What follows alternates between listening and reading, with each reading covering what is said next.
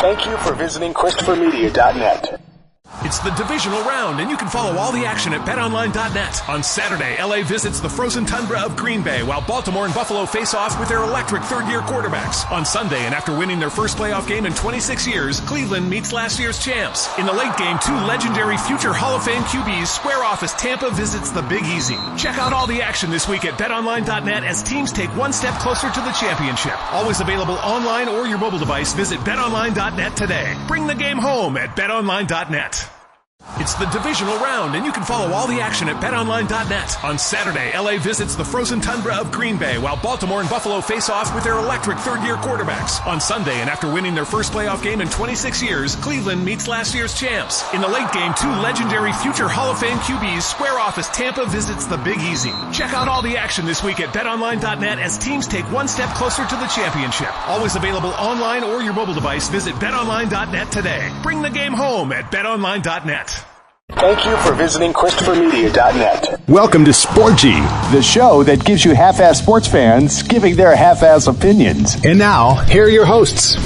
Number 143, I'm Chris. I'm Rich.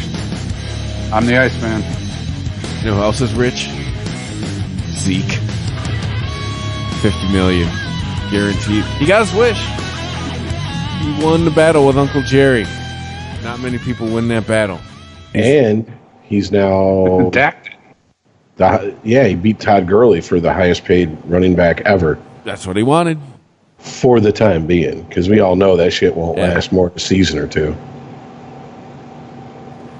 Yeah, just remember, kids, for a while, Matthew Stafford was the highest paid quarterback in the NFL.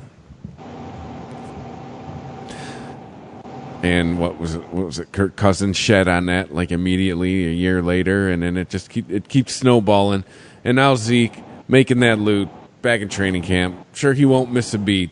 I mean, Zeke has already proven he can miss a few games and just come and pick up right where he left off. Yeah, but I mean, he still isn't the premier back. He's one of them. He's one of them, but I mean, he's not. He's the other top one. Five. No, I think he's top five. Who's better than him other than Saquon? Saquon Barkley, Gurley, Melvin Gordon. What is that? 3, 4? You think? I'll give you Gurley, but you think Melvin Gordon? Oh yeah, is better than Zeke? Oh, yeah. It's false. It's faster. Incorrect. Faster. Less durable. All right, Dalvin Cook. Less durable. Okay. Play a full season where you're not injured. Kareem Hunt. Done, son. It's not better than Zeke. Oh, please. Is. Zeke's got 2 rushing titles in the last 3 years. The end. He's been in the league for 3 years. Look who he plays against. He's been in the league for 2 out of 3 years, or for 3 years, and 2 out of those 3 he's gotten a rushing title. Understandable, but Zeke and Hunt played in different conferences forever. So I'd say that right now history favors Zeke, sir. You know, as far as those pesky results. Yeah. And when it's all said and done, I'm sure the stats will say that Zeke won, but everybody will be making the argument I'm making. Look who he ran against. Meaning who? Everyone, meaning anyone who will talk to him about sports who finally just shut up and let him have his say. And what do you mean who he ran against? What do you mean by that statement? Okay, tell me the good defenses that Zeke penetrated to get any kind of yards. Look in this division. There's a recent Super Bowl winner in his division he had to do that against.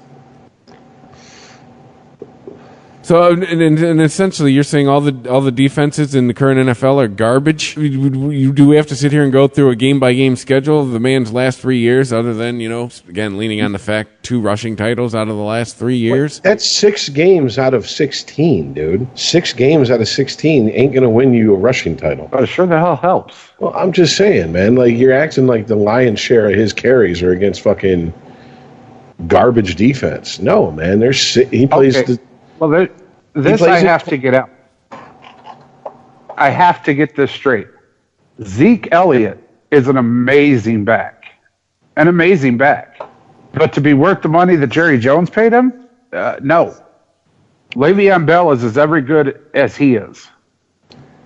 I will say the NFL agrees with you. The NFL has seriously started to devalue running backs. I mean, if the fact that a player like Bell could pull what he pulled and get traded, would that have happened 20 years ago? That'd be like if Barry fucking said pay me and the Lions went no. That just was incomprehensible back then. Now with all these metrics and the average career 10 years ago was 3.5 years in the NFL. Now it's under 3. Yeah, and a lot of that is running backs retiring early because of all the beating they take. I mean, every time they touch the ball, they're guaranteed almost some form of contact. And if they're not getting the ball, they got to block. And let's not forget, part of what Le'Veon Bell did last year wasn't to get, it was to get paid. But he didn't get his paid as much as he was hoping or people thought he was going to get paid. But one of the bigger purposes of what he did last year was to reset the market for running backs, to set the bar higher. Because like Rich said, they're starting to devalue them, and Le'Veon kind of, it's his Rosie the Riveter type moment.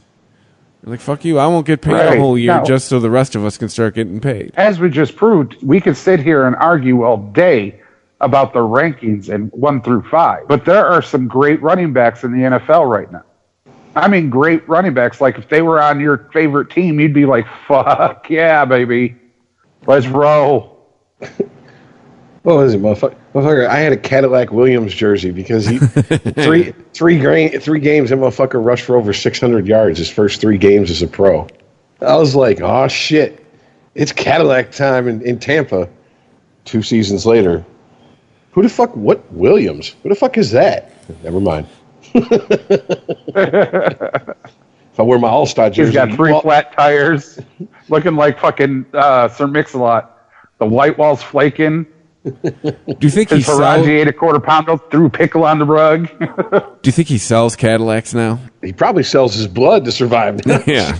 He didn't even get that to make it to the point where he got that fucking big contract. I think when he came in, they had started the rookie contract shit.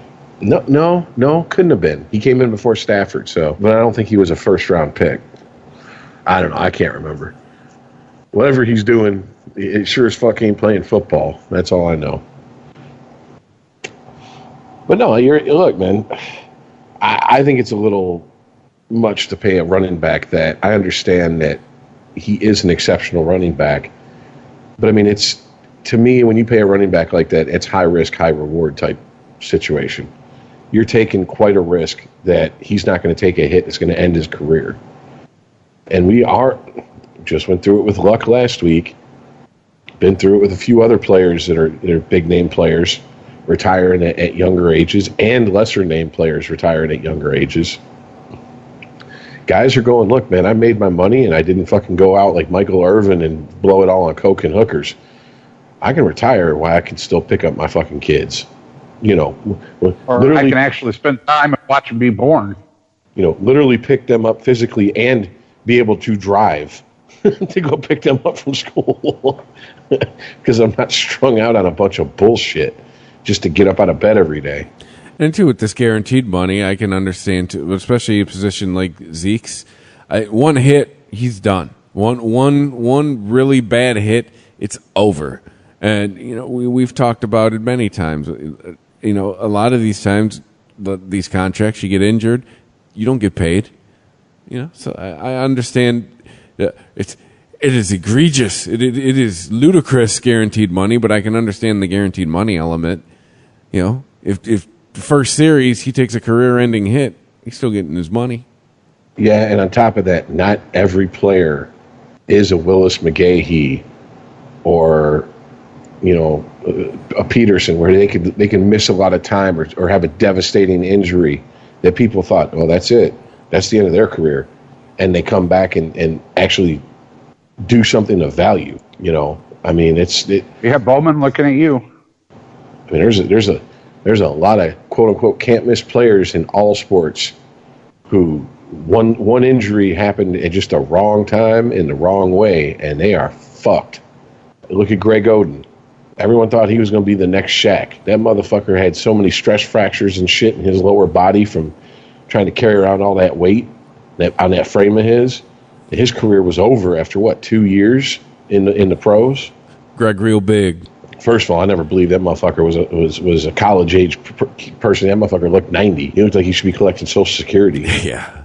So I think there might have been a little, fudging on the birth certificate, but still. Well, you know what? Look at Navarre Bowman out of San Francisco's defense with, remember Patrick Willis in that defense? Mm-hmm.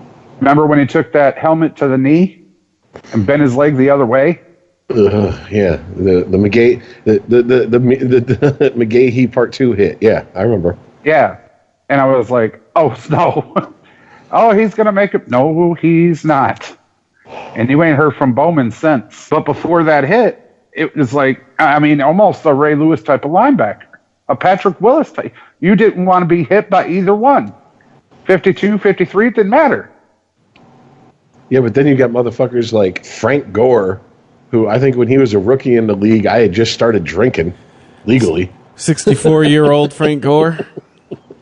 2 years from Social Security. His rookie year. Like, seriously, motherfucker, how are you still in the league?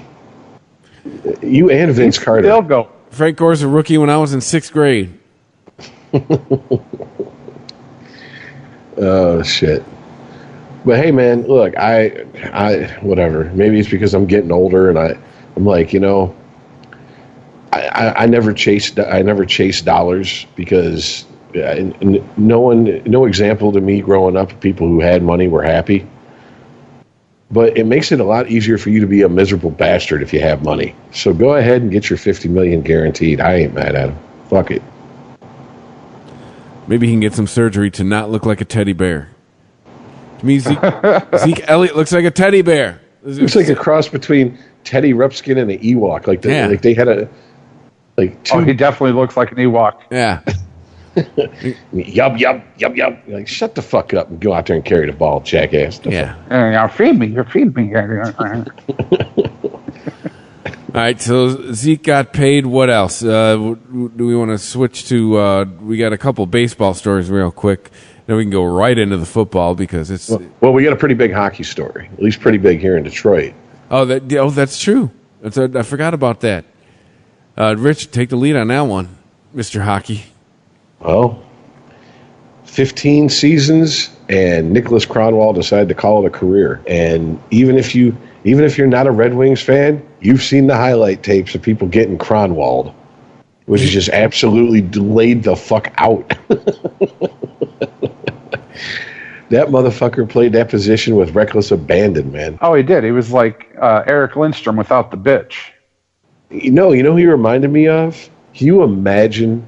I mean, if Konstantinov hadn't been in that accident and they drafted Kronwall, putting them on the blue line for a penalty kill? Definite Bruise Brothers. You know what I'm saying? I mean, yeah. I'm glad they got Kronwall, and I'm glad Vladdy's doing as well as he is. I mean, because if you've ever seen documentaries and stuff, I mean, it was looking dire for years there. Uh-huh. When they brought him out, when they went back to back, he was looking like rough. And I was like, oof, if he makes it another 10 years, I'll be shocked. He looked like he was still seeing birds. No, literally, yeah. Literally. Like he did not know where he was at type look. But I mean, I remember when they drafted him and they were like, "Oh, this motherfucker can lay down some. He can play the body." And I'm like, "Motherfucker's like 5'11", 180 some pounds." You just don't think of someone built like that being a fucking cruise missile, but he was, and wasn't shy about laying the body on people. And I'm surprised he made it 15 years, to be honest with you. That takes its toll. And I guess the reasons is it's one, he's 38, and two, the Red Wings offered him. He's 38. Well, if he's 38, and I guess his play style did start to take a toll on his body to the point where he was like, okay, I'm having a hard time doing things I'm going to have to do every day for the rest of my life. It's time to retire. What more do I have to prove? Yeah, the football players are all like, I get to spend time with my family and shit. I can still walk and shit. Hockey players are like, I'm going to retire while I can still chew. Chew, write my name, speak. Well, yeah, I mean, because you got to imagine, man. Yeah, your average hockey player is nowhere close to the size of a lot of football players. But football players aren't going top speed on skates into a corner and bouncing your head off a fucking piece of plexiglass either. You know what I'm saying? Like, I'd imagine the collisions are equal when they're really fucking, you got jacked up collisions. So. Oh, I'm sure, but hockey players, unlike NFL players, once they get bounced off the fucking hard ass plexiglass and wall, have to land on a solid sheet of ice. Looks like a fucking pinball game. At least it's not a big relief, but at least a football player gets to land on some sort of grass. If it's grass. Well, I mean, still, though, it's not a solid sheet of ice. Well, remember back in the day, though, a lot of the turf was just, green carpet over concrete. Yes. Oh, yeah, dust. I get it. The vet was infamous for that. That's how come everyone hated playing in Philly. Right. But well, still. that among a few other reasons. Yeah. I mean, Sir Isaac Newton's going, yeah, that ice ain't moving. There's no give in a solid sheet of ice on a rink. None. You might get a little bit out of the turf, some out of the ground, a little bit of grass. It's funny because the best I always hoped for when I took a real bad spill on ice was I would hit the ice and where I hit would go numb so I could keep playing. You know what I'm saying? Because if it hurt, that would be a problem. But if it just goes numb, I can pretty much work around and deal with that. But if I can't move it, it's like, oh, it hurts to move it. But if it's just, it's numb, fuck it.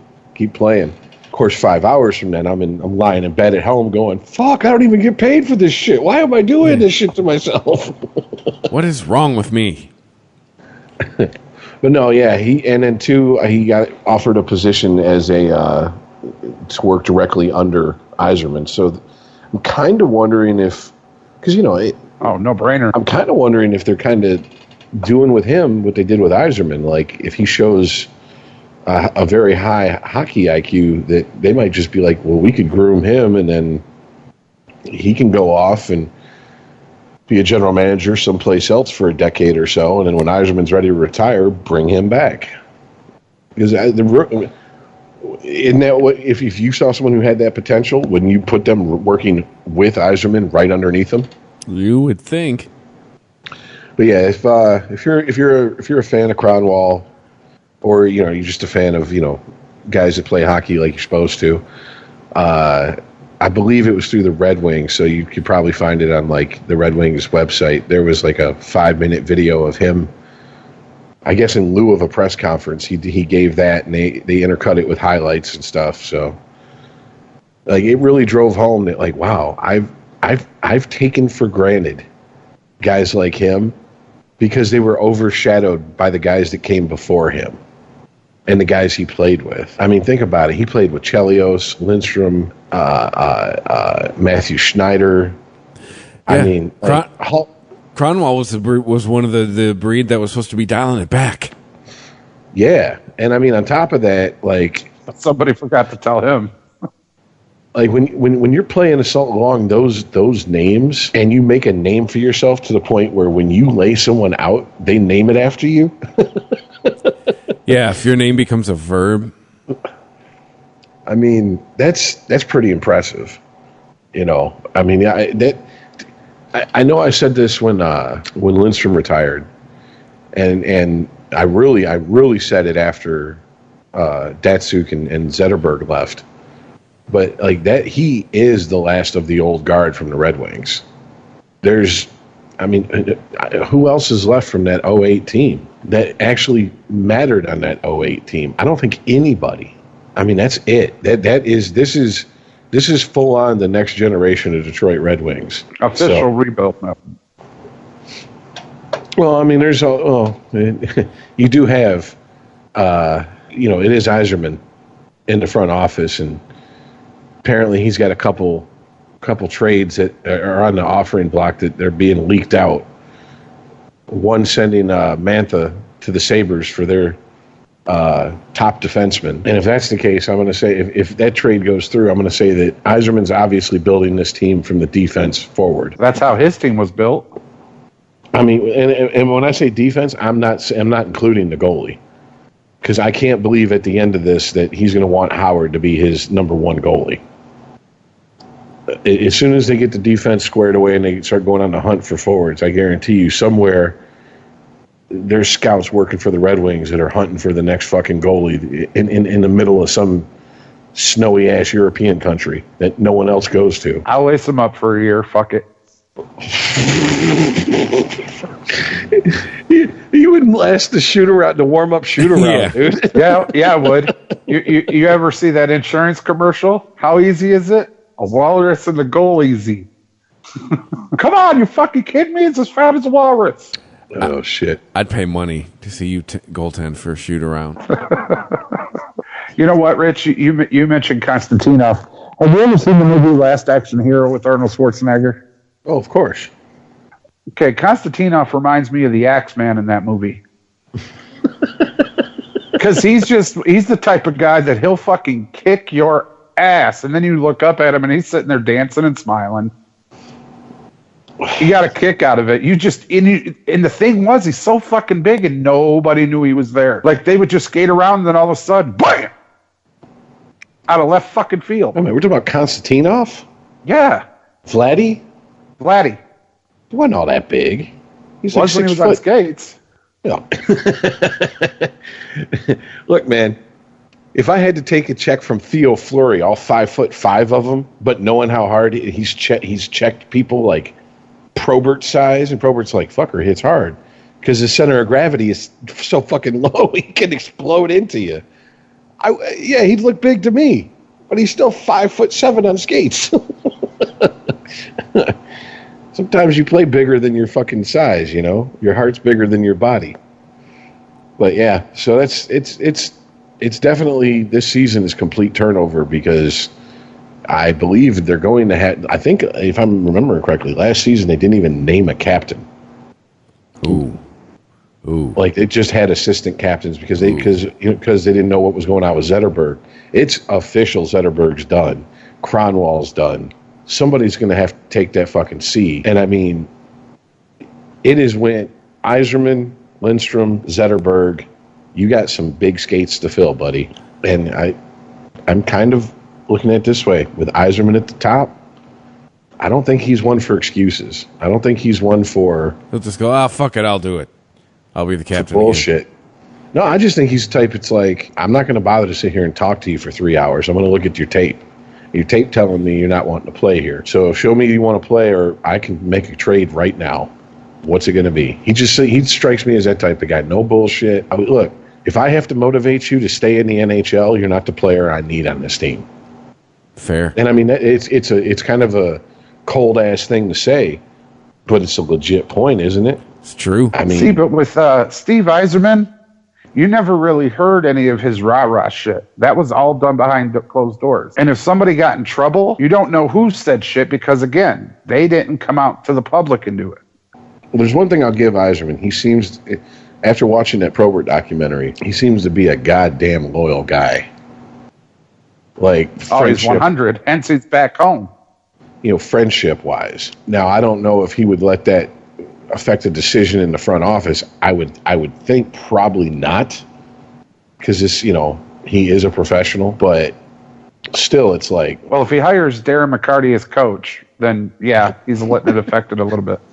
Darren McCarty, instead of smoking Marlboros behind the bench like Leland, will be smoking joints just the entire time. Yeah. Now, introducing as the head coach for Detroit Red Wings, Darren McCarty. As bench coach, Joey Diaz. You just see Joey Diaz. They're losing like 7-0. Joey Diaz just hands him. Seems the bench coach Diaz just handed Coach McCarty a gummy bear the size of a football. We don't know what that means quite yet. They're firing up blunts near the penalty box. They're doing dabs and shit. Hey, when's the last time we changed? The first period? What period is it? We're almost done, Coach. Oh, shit. Change. No wonder these guys are tired. Sporgy. ChristopherMedia.net. It's the divisional round, and you can follow all the action at BetOnline.net. On Saturday, LA visits the frozen tundra of Green Bay, while Baltimore and Buffalo face off with their electric third-year quarterbacks. On Sunday, and after winning their first playoff game in 26 years, Cleveland meets last year's champs. In the late game, two legendary future Hall of Fame QBs square off as Tampa visits the Big Easy. Check out all the action this week at BetOnline.net as teams take one step closer to the championship. Always available online or your mobile device. Visit BetOnline.net today. Bring the game home at BetOnline.net. It's the divisional round, and you can follow all the action at BetOnline.net. On Saturday, LA visits the frozen tundra of Green Bay, while Baltimore and Buffalo face off with their electric third-year quarterbacks. On Sunday, and after winning their first playoff game in 26 years, Cleveland meets last year's champs. In the late game, two legendary future Hall of Fame QBs square off as Tampa visits the Big Easy. Check out all the action this week at BetOnline.net as teams take one step closer to the championship. Always available online or your mobile device. Visit BetOnline.net today. Bring the game home at BetOnline.net. It's the divisional round, and you can follow all the action at BetOnline.net. On Saturday, LA visits the frozen tundra of Green Bay, while Baltimore and Buffalo face off with their electric third-year quarterbacks. On Sunday, and after winning their first playoff game in 26 years, Cleveland meets last year's champs. In the late game, two legendary future Hall of Fame QBs square off as Tampa visits the Big Easy. Check out all the action this week at BetOnline.net as teams take one step closer to the championship. Always available online or your mobile device. Visit BetOnline.net today. Bring the game home at BetOnline.net. It's the divisional round, and you can follow all the action at BetOnline.net. On Saturday, LA visits the frozen tundra of Green Bay, while Baltimore and Buffalo face off with their electric third-year quarterbacks. On Sunday, and after winning their first playoff game in 26 years, Cleveland meets last year's champs. In the late game, two legendary future Hall of Fame QBs square off as Tampa visits the Big Easy. Check out all the action this week at BetOnline.net as teams take one step closer to the championship. Always available online or your mobile device. Visit BetOnline.net today. Bring the game home at BetOnline.net. ChristopherMedia.net. Sporgy. Well, from one Detroit athlete to another one, kind of, switching sports. JV. Oh, he made his name there. JV back in the news, but not for banning reporters from the locker room, from banning runs from his game. Runs. For fucking banning a hit. Yeah. Banning Not runs. one fucking bat touched his ball. He banned hits. Nobody on base. No, none for you. Yeah, it's 35. Is that how old he is? 38. Somewhere between. It's got to be somewhere between It's there. 35. 35. Okay. Wait a minute. God damn, he can't be. He's been in the league since he's 20. Yes, he came to the Tigers. I believe he was 19 when he was a rookie for the Tigers.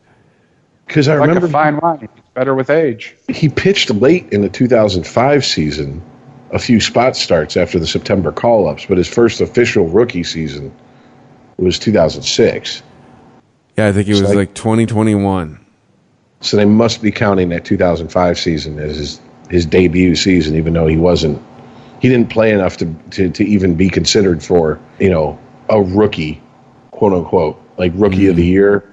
You have to play so much, no matter how good your stats were. Otherwise, Chris Shelton would have retired after April 2006. Yeah. Greatest home run hitter ever. Look what he was on pace to do. I'm going to retire. Just put me in the Hall of Fame. Just pencil me in for that fucking first ballot.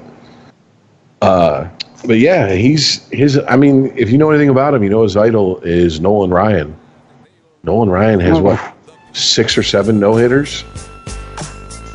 Something along those lines. And countless what the fucks. This would be number 3 for JV? 3, and he says he wants to pitch till he's 45. Okay, Tom Brady.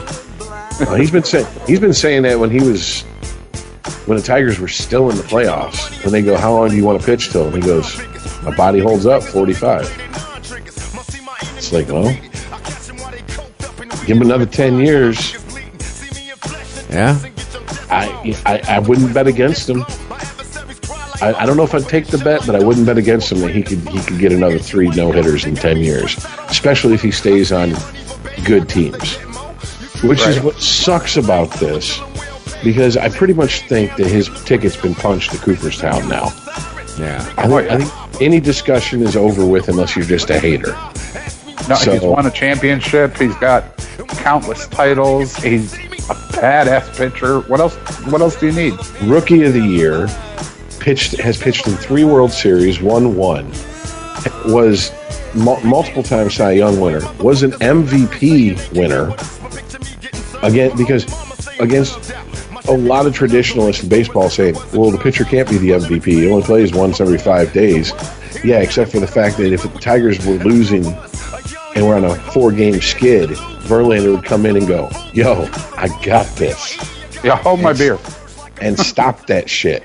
Married to a fine-ass wife. And then go home and squeeze off between, Kate's titties. Yeah, so, I mean, Hall of Fame material for me, but this is what sucks. They don't get to choose what team they go in anymore, because if you guys don't know the story, when Wade Boggs retired, his last few seasons, he went to play in Tampa with the Devil Rays.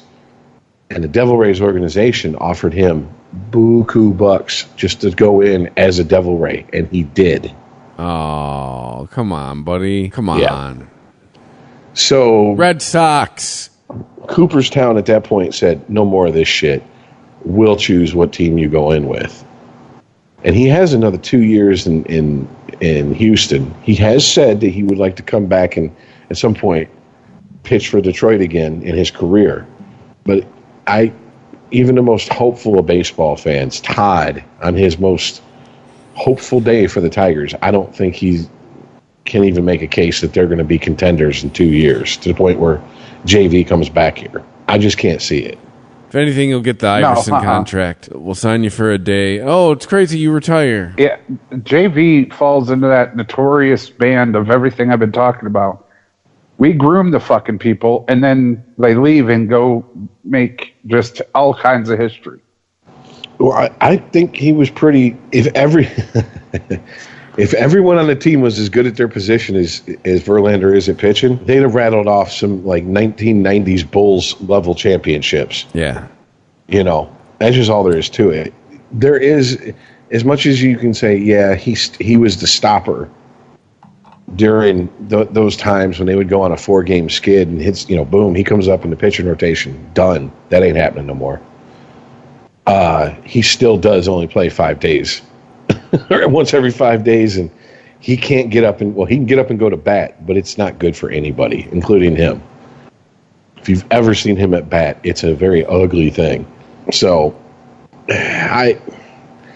my fear is because he won a world championship in Houston, if he does resign with Houston at the end of this contract, or he signs an extension, no matter what happens from here on out, because he did all his shit, then went to Houston, won his world championship, which is like the icing on the cake, then I think that Cooperstown will make him go in as an Astro. Well, especially if he gets a Cy Young in Houston. Or I should say another. Yeah. Did he get one already? Or have they all been with Detroit? I think they were all with Detroit. Yeah, if he gets a Cy Young in Houston in addition to his World Series, it's probably a lock for him going in as an Astro. Well, you could say that, but he wouldn't be in Houston, and he wouldn't have been in Houston winning a championship if it wasn't for the work he did as a Tiger. No one's disagreeing with you. We're trying to second guess the minds of the people who run Cooperstown. The baseball writers, sir. Well, that's what I'm trying to say. Justin Verlander is a name because of the Detroit Tigers.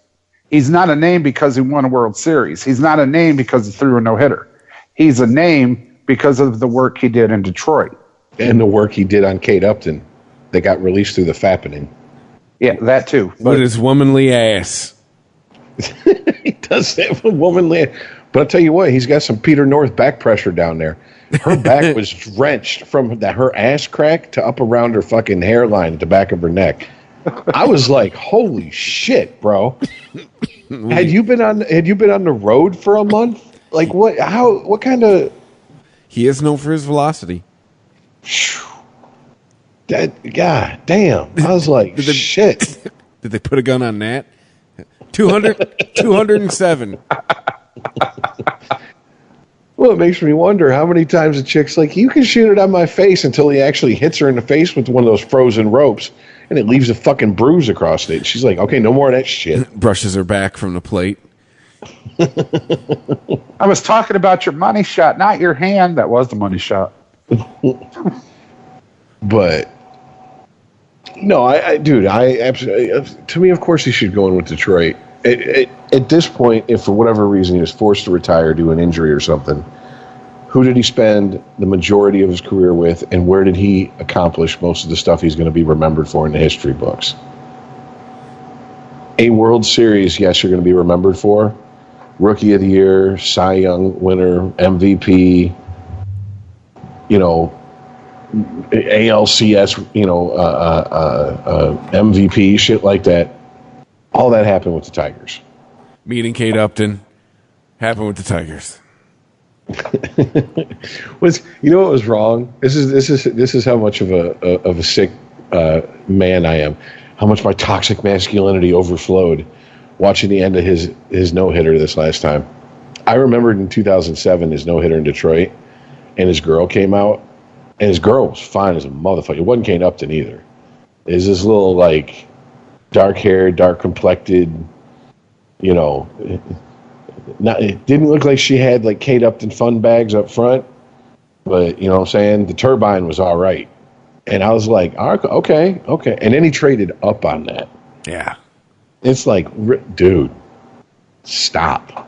You know what I'm saying? Like, I was almost like, I thought about it, I'm like, I don't want to see Kate. I've seen Kate Upton in various states of undress and sex acts due to the internet for years now. I was kind of hoping he'd bring out his old girlfriend after this no-hitter and be like, hey, come on, sweetheart. Yeah, you and Kate hold hands. Now sniff their hair. Now sniff her hair. It's perfectly natural. Now cup the butt. Reporter sitting there for Fox Sports or going on. So, Justin, how you feeling? How the fuck you think I'm feeling? Yes. Look at this. Look at this. Are you watching this shit? Put that fucking mic down. Seriously. We're about to play musical body cavities, and you're asking me how I feel? What the fuck is wrong with you? All right.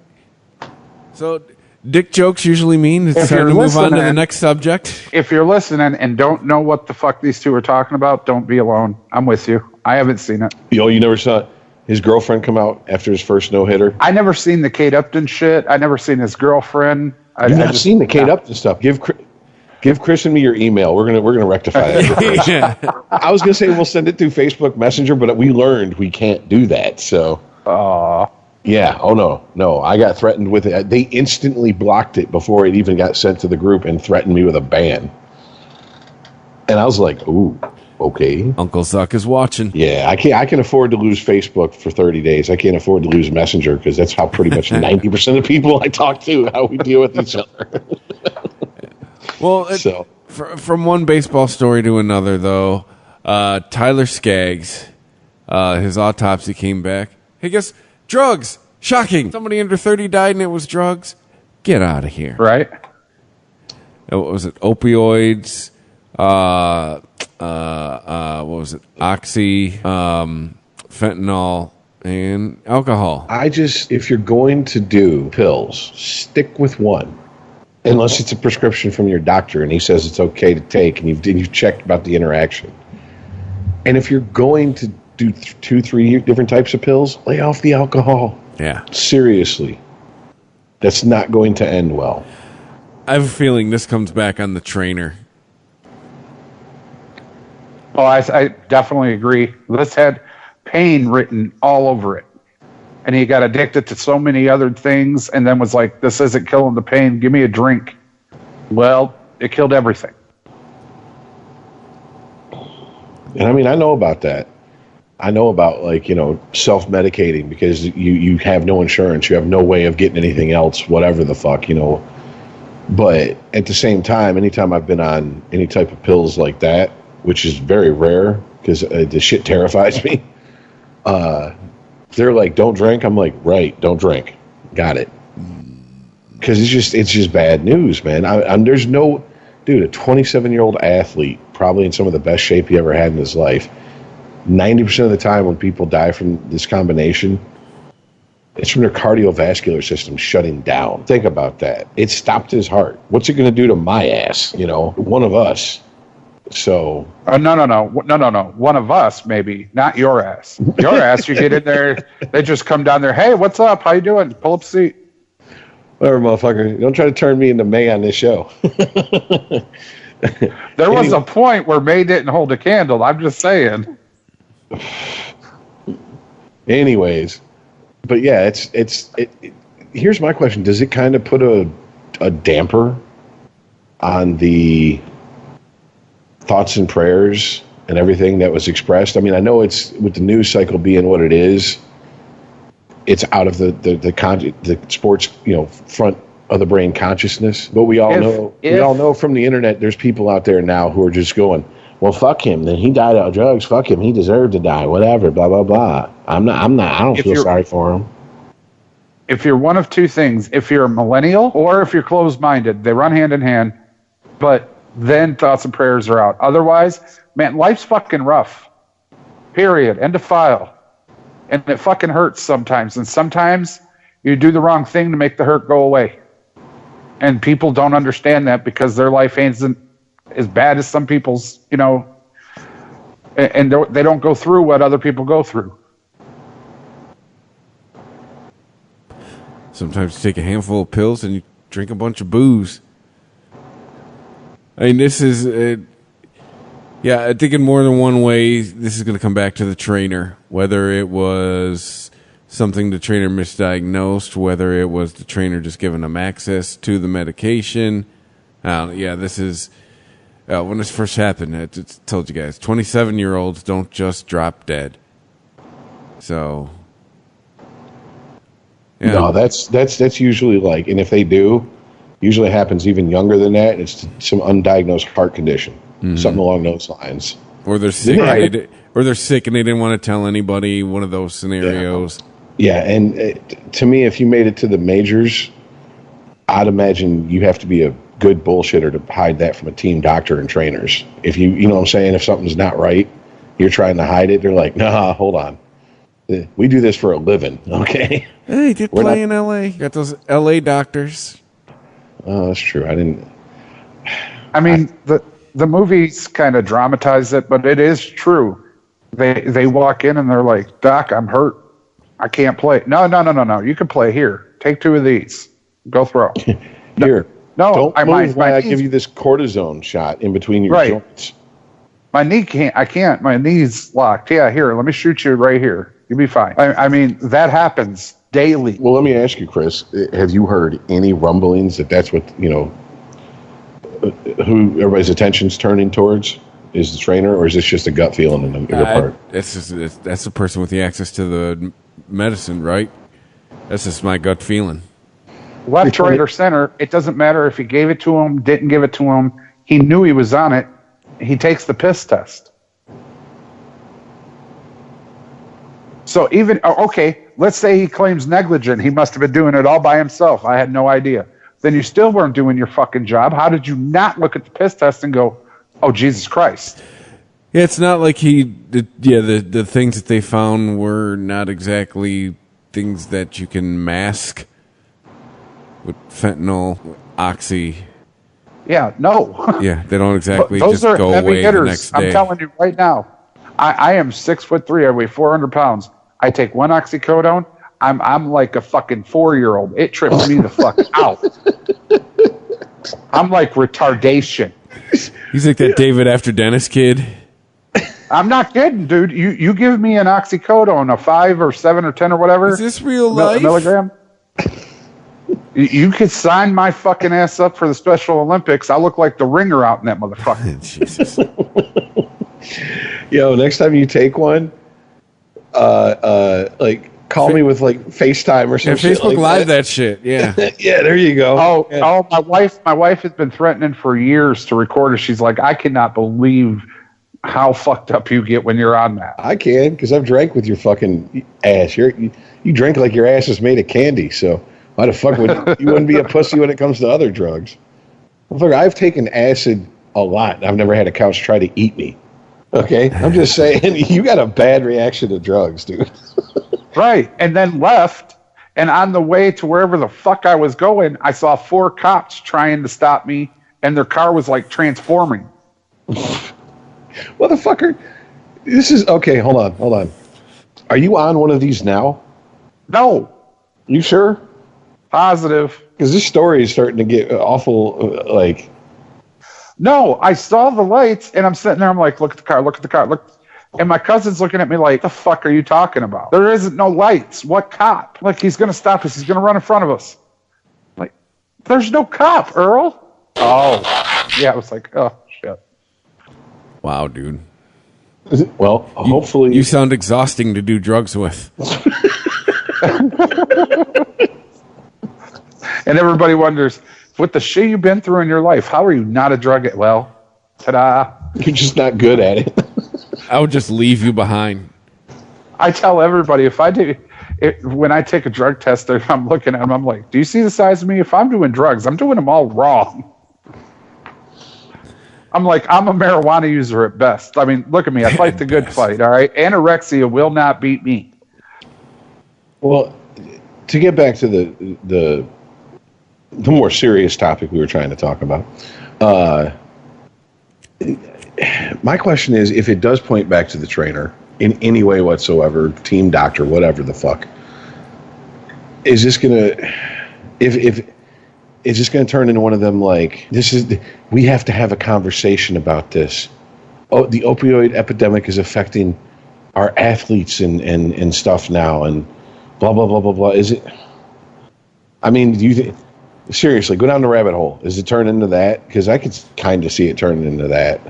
I could definitely see where trainers have to be controlled a little better. Hey. Seriously, knowing everything this guy took at 27, he had that much pain that he needed fentanyl on top of oxy. But dude, he could have had a heroin habit he was hiding. I mean, hey, Rich, to jump on what you were saying. Hey, rich white person died. Now it's serious. Kinda. A young rich white person. That wasn't a Instagram rapper. Yeah. Yeah. You know, one of those type guys. You know, this was an athlete. Somebody conservative America knows.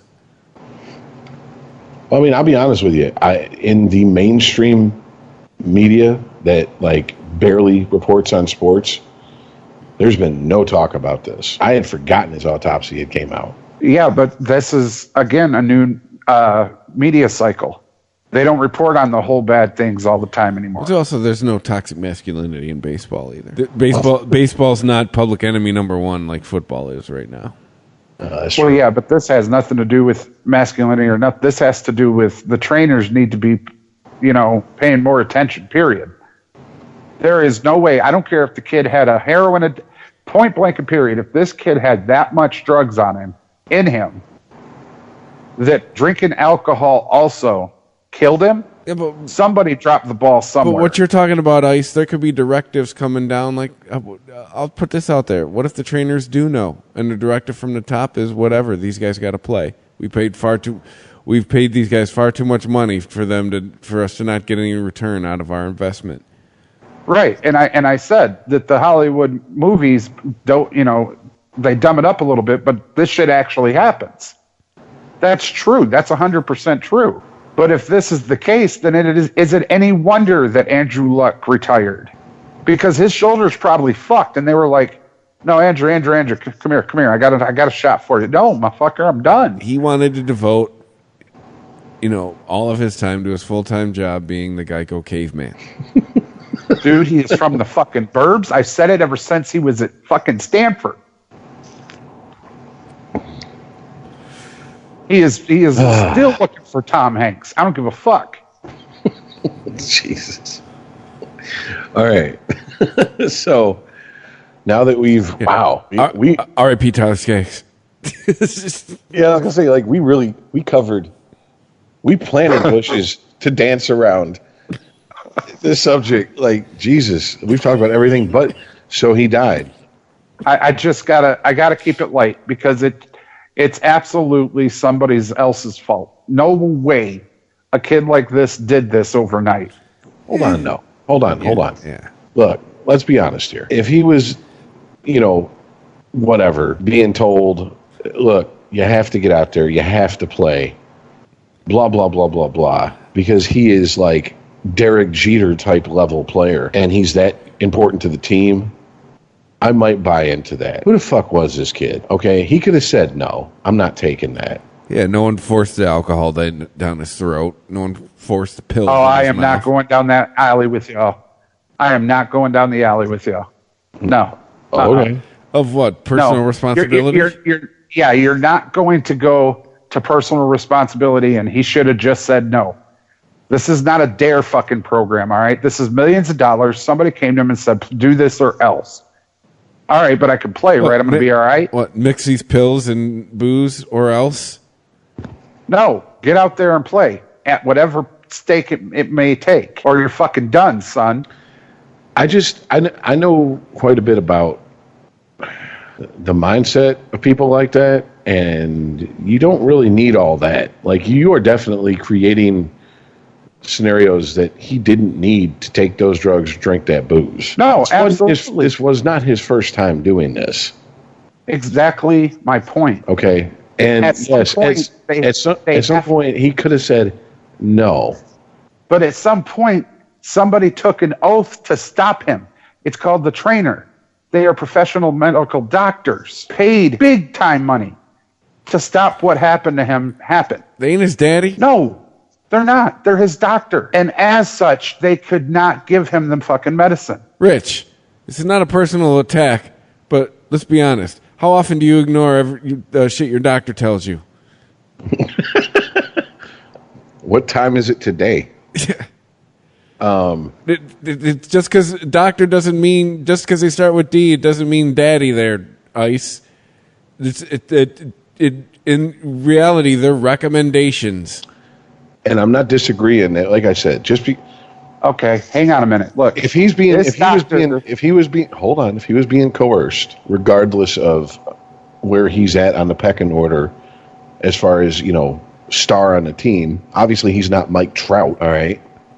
But still, regardless of where he's at, if he's being coerced, that's bullshit. What's really bullshit is that he obviously exists in a employer-employee situation where he didn't feel comfortable going to somebody and being like, no, I'm not taking these pills. No, I know where if I hurt, I take a pill, the pain goes away or becomes manageable. Multiple fucking variations on pain pills, all opiates in probably ungodly, inhuman fucking doses. It doesn't happen overnight. You would die. He got that way by saying, okay. Well, I don't understand. He can say at any point, no, I'm not taking them. Sorry. Okay. Couple of things. Number one, yes, if he was being coerced, it is bullshit, and the trainer and the owner need to go to court and be prosecuted. That aside, if he wasn't being coerced, if he was manipulating the trainer, it still hurts. It still hurts. I need more. Hey, buddy, I need one of those pills. Hey, friend, at the end of the day, they got to take a piss test. They had to have seen this coming, and it is their job. Unlike Rich's doctor, it is this doctor's job to get this young man help. Motherfucker, we ain't got to keep using me as the fucking example here. Damn. No, I'm saying it because Chris said something about Rich's job's doctor to help. You can. It's his job to help Rich. You're right, but it is not Rich's doctor's job to put Rich in rehab if he goes off the rail and gets so many. Look, I'll be honest with you. All right, I can head you off at the path before he ever sticks his dick in a cup and takes a piss.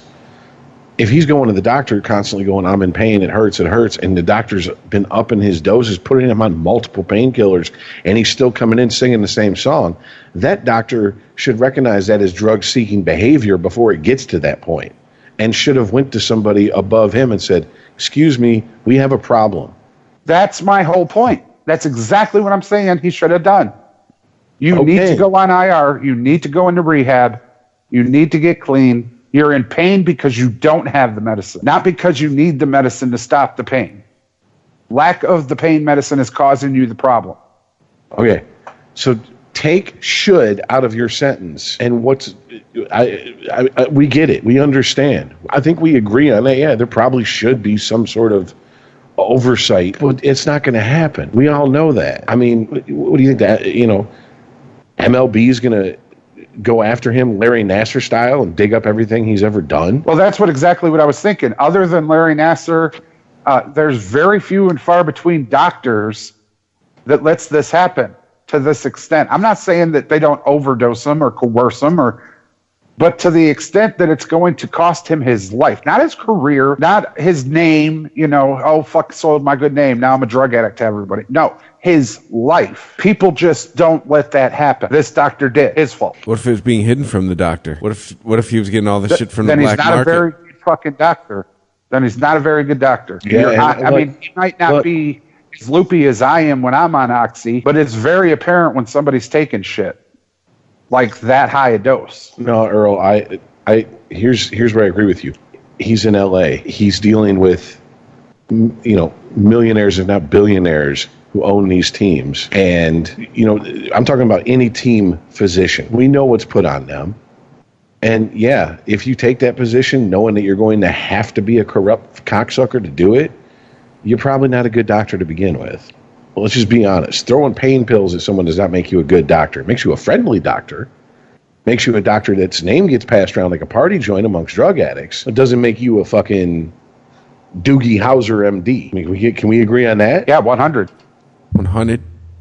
I mean, here's the thing. What's going to come of this? What's going to come of this? And sadly, this is one of the... because it wasn't Justin Verlander. Yeah, I think this is one of them situations that he just didn't make the cut for enough people to get upset because, wait a minute, I've heard of that person, even though I don't even follow sports. Right. No, what's his name? I'm not even bullshitting. What's his name again, Chris? Tyler Skaggs. I heard Skaggs. I thought Ricky Skaggs died. Boss Skaggs. Like, I'm not even bullshitting. I was like, wait, Skaggs. Oh, wait a minute. This is baseball. Oh, okay. This ain't okay. And Ricky Skaggs could be dead. I don't even know. I mean, so that's, but all bullshit aside, let me ask this question, and God, please, let's move on. Do you think that this is the norm for team physicians, Earl, or do you think that this is just a bad example of a team physician? No, this is an extremely bad physician. Period. End of file.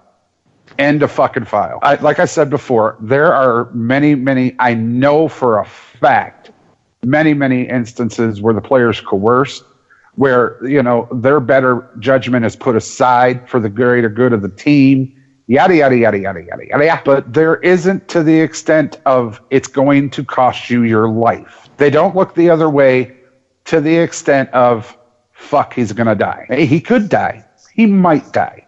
No, this is a terrible physician. Okay? Like you said, this is a period of time that this kid did this. And over that time, it has gotten worse and worse and worse. And he went from Oxy to something called fentanyl. And I know both of these drugs very well. Old. And then all the way to drinking on top of pain pills. No, this physician is just 100% terrible. Now, because nobody knows who Skaggs was, going to be handled in-house. This is going to be an undercover operation. I'll guarantee you this doctor doesn't have a job, and he is replaced very quietly. Because if it ain't, then it's going to be everywhere, not just baseball, football, hockey, boxing. Everybody's going to want so ultimately accountability. Ultimately, if this team physician gets fired, it's because not because he's a bad doctor, which he is, but it's because he was incompetent at hiding being a bad doctor. Exactly. That's a comforting thought. Hey, make sure to sign your kids up for those travel leagues, folks. I mean, it's the same thing was said about Michigan State when he did what he did to the Olympics. Well, I mean, he didn't finger the Olympics, just people that performed in the Olympics. The Olympians, for the love of God. Okay. But anyways, no, this is an isolated case, not an isolated, just a very few and far between case of a terrible doctor that had all the accreditations, that had all of the markings. Earl, this is all speculate. This is all a scenario you are making up. I feel like we need to qualify this. Like, this is all a scenario you are just making up. No, I'm not. Like, you have no proof for anything you are saying. How you prove to the proof is in you, man. No, you are the one. You are the one flinging the accusations. Where's your proof? I have a 27-year-old dead body. Okay. Full of huge amounts of opiate drugs and alcohol. You tell me how a very good trainer / doctor could let that happen. Junkies are good at hiding their problems. No, not like that. Not that bad of a problem. If he was sitting at home, chilling, taking Vicodin by the fucking pound, maybe. If he was sitting at a friend's house out in the middle of the boonies where nobody could see him, and he took a couple of oxys every hour, okay. But oxy on top of, fentanyl, on top of other opiates, and then drinking? No, sir. You're going to notice. And if you're not noticing, you're a terrible fucking physician, and you don't belong. What do they run a toxicology report every fucking day? They run a piss test, Hoss. Every day? No, but it's random. You never know unless you're a terrible fucking doctor and go, all right, hey, cool. All that shit I gave you, well, I got a piss test you tomorrow, so go get clean. Bring in the clean pee. All right. Boy, is he gonna collect his kids' piss? Because you ain't getting clean from fucking opiates overnight. You ain't piss clean. Your best friend, your wife, whatever. Mr. Skaggs, I hate to tell you this. You're clean, but you're pregnant. Chris, I agree with you. It's all total speculation, but it'd make a damn good episode of like Ballers or something. This is true. I'm just saying, like, you know what's scary? Get off. You know what's scary? Get off this podcast right now and go start writing teleplays and movies. You know what's scary, Chris? You're right. It is not. This is all a speculation of me. However, how scary is it that I could be right? It's plausible. Right. How scary is that? Scary is relative. I mean, it's not scary to me. I don't play professional ball, so it's not scary to me at all. That there's not a better explanation of how the fuck this happened in front of everybody. Well, money. It always comes back to money. If there's a lot of money somewhere, it's amazing what kind of shit gets covered up. Yeah. One more time. Terrible doctor. Taking all the money. Let him die.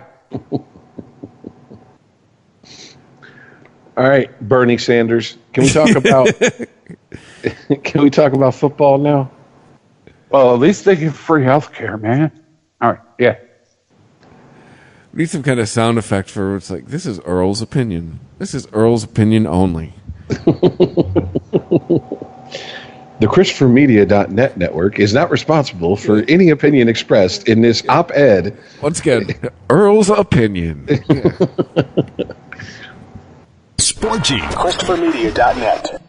It's the divisional round, and you can follow all the action at BetOnline.net. On Saturday, LA visits the frozen tundra of Green Bay, while Baltimore and Buffalo face off with their electric third-year quarterbacks. On Sunday, and after winning their first playoff game in 26 years, Cleveland meets last year's champs. In the late game, two legendary future Hall of Fame QBs square off as Tampa visits the Big Easy. Check out all the action this week at BetOnline.net as teams take one step closer to the championship. Always available online or your mobile device. Visit BetOnline.net today. Bring the game home at BetOnline.net. It's the divisional round, and you can follow all the action at BetOnline.net. On Saturday, LA visits the frozen tundra of Green Bay, while Baltimore and Buffalo face off with their electric third-year quarterbacks. On Sunday, and after winning their first playoff game in 26 years, Cleveland meets last year's champs. In the late game, two legendary future Hall of Fame QBs square off as Tampa visits the Big Easy. Check out all the action this week at BetOnline.net as teams take one step closer to the championship. Always available online or your mobile device. Visit BetOnline.net today. Bring the game home at BetOnline.net. It's the divisional round, and you can follow all the action at BetOnline.net. On Saturday, LA visits the frozen tundra of Green Bay, while Baltimore and Buffalo face off with their electric third-year quarterbacks. On Sunday, and after winning their first playoff game in 26 years, Cleveland meets last year's champs. In the late game, two legendary future Hall of Fame QBs square off as Tampa visits the Big Easy. Check out all the action this week at BetOnline.net as teams take one step closer to the championship. Always available online or your mobile device. Visit BetOnline.net today. Bring the game home at BetOnline.net. It's the divisional round, and you can follow all the action at BetOnline.net. On Saturday, LA visits the frozen tundra of Green Bay, while Baltimore and Buffalo face off with their electric third-year quarterbacks. On Sunday, and after winning their first playoff game in 26 years, Cleveland meets last year's champs. In the late game, two legendary future Hall of Fame QBs square off as Tampa visits the Big Easy. Check out all the action this week at BetOnline.net as teams take one step closer to the championship. Always available online or your mobile device. Visit BetOnline.net today. Bring the game home at BetOnline.net. ChristopherMedia.net. Sporgy. All right, well, let's start with college football. So, Michigan State, what'd they do? They did right. Barely? Ooh. I was even ready to agree with Earl, but this dude... Go ahead, Sparty. Tell me what you wanted better. Why wasn't that... Why'd they stop at 28? Was it 28-7? Against fucking who? Who'd they play? I don't even remember. That's who they played. What are you, like a Japanese, like, hover parent? You got to an A. What about an A+? Like, what, Yeah. Did I pass that? What the fuck? What's this 95? You You should only have got a ran over 99. front. Your car doesn't have reverse? What the fuck? No, man, it's the first 2 weeks of the college season. But State hasn't been predicted by anybody that I've heard to have that type of explosive offense. It's ball control and defense that they said they're going to excel at this year. I guess too. The other problem is it's the first 2 weeks of college. Talk to me in a month. Fair enough. Talk to me once I you've played understand. some teams. And I'd say that for everybody. I'd say that for Michigan. I'll say that for Alabama. I'll say that for... No, Michigan was just... if that's the high-flying offense, yeah, go blue. See you when you play Notre Dame. It's going to be ugly. I don't want to see him play any names. I don't want to see him play any names. But here's the thing. It's across the board. Oh, It was shit. a bad week for everybody. The following statement is just Earl's opinion. Earl's opinion, everybody. Oh, Earl's no. opinion. No, this is not just my opinion. Go watch and listen to any podcast or sports media. No, they were horrible this week. It was a good weekend Florida to bet State- against the spread because you won. Florida State University needs a coach so bad. Oh, my God. Bobby Bowden's even thinking of coming back. He's not, but he should. God damn, they suck. See? It's horrible. And if they'd just convinced you to commit to them when they recruited you, none of this would have ever happened for them. Well, that's what I was thinking, That's what it's too. all about. Because who the fuck? Florida State University? I'm like, oh, okay. All right, go ahead. Yeah, I'm like, wait, what? Time talking about them was last week when they played fucking Miami. Excuse me. No, U. No, they looked horrible. They had an 18-point lead and then lost. They fucking lost to Florida something or other. Oh, Florida International? Something. I don't know. That's what I'm saying. I don't know. That's who they lost to. Sound familiar? It's called show prep, folks. Of the highest No, order. I know who they lost to. I'm just saying. I don't know who they lost to. Sound God. familiar? If only Go on. you had a device where you could look this up.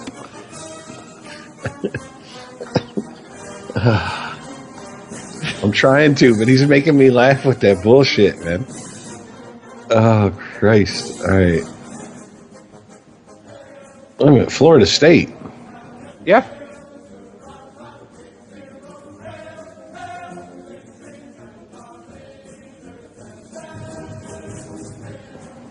And they died.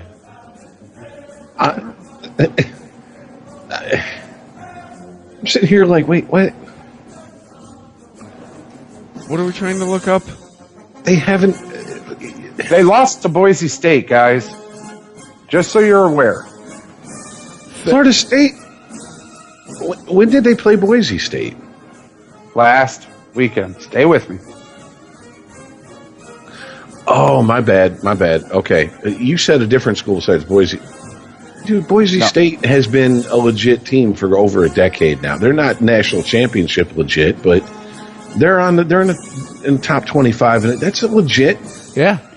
You're absolutely right. Now, if you look at the box scores and see how that game went, all right, it was 19-31 at halftime. 19-31. Boise came out, scored 17 points in that second half. Florida State blank. It was 31-19. Florida State at halftime. What I said. Okay, my bad. All right, so yeah, they choked. Is it? I mean, were we predicting the Seminoles to go deep this year? I mean, I'm just trying to figure out. No. I watched a lot of college football this weekend. A lot. Alabama. Can we all agree? Top 3, Alabama? Yeah. 3, yeah. Alabama was terrible. They still won. Oh, yeah, but it was Duke, man. With a single wing offense. Who's the Tiger Mom now, Rich? It wasn't. What the fuck? No, they weren't even. They didn't even try to score in the first half. In the first quarter, they struggled against Duke. Man, it's Duke. They didn't struggle. 42-3 is struggling In Iceman's world, yeah. For Alabama against Duke, yeah. What? Winning by 39 points is not enough for you? Oh my God, you guys! What do you mean? Oh my God! That's like almost 6 touchdowns. It's because Alabama didn't score in the first quarter. They scored 2. Then they came back in the third and scored another 3 touchdowns. And they topped off the fourth. Alabama is ranked number 2 against the Duke Blue Devils, who aren't ranked at all, who had zero kind of an offense. And they lost by 6 touchdowns. And the whole first half, the Mac Daddy of coaching and his amazing team scored a whole 14 points against them and allowed 3. Let me ask you a dumb question. Do you think it's just possible that Nick Saban was like, we're playing Duke. Yeah. We're going to go out there and run whatever fucking offense we want to try that we're tired of trying each other in practice, and then we'll fucking get down. If they even make it a close game. Saban's like, I wrote this play in the shitter before the game. Let's try. Exactly. And they're like, Coach, there's only 10 players in this play. That's what I said. Yeah. We're groundbreaking here. Belichick, they let Belichick do it. I'm Belichick of the NCAA. Yeah. Duke was the one without the offense. Duke was the one with the single wing offense. I wrote this play at breakfast. Sorry, still got some syrup on it. No, Alabama came out and disciplined like 2 of their or 3 of their best players, where they didn't let them play the first quarter. God, they won by. No, Chris. What happened is after the game, the reporter said, "So, Coach Saban, that first play was kind of a weird play. How'd you describe it?" And he's like, "I was dreaming when I wrote this. Yeah. So give me."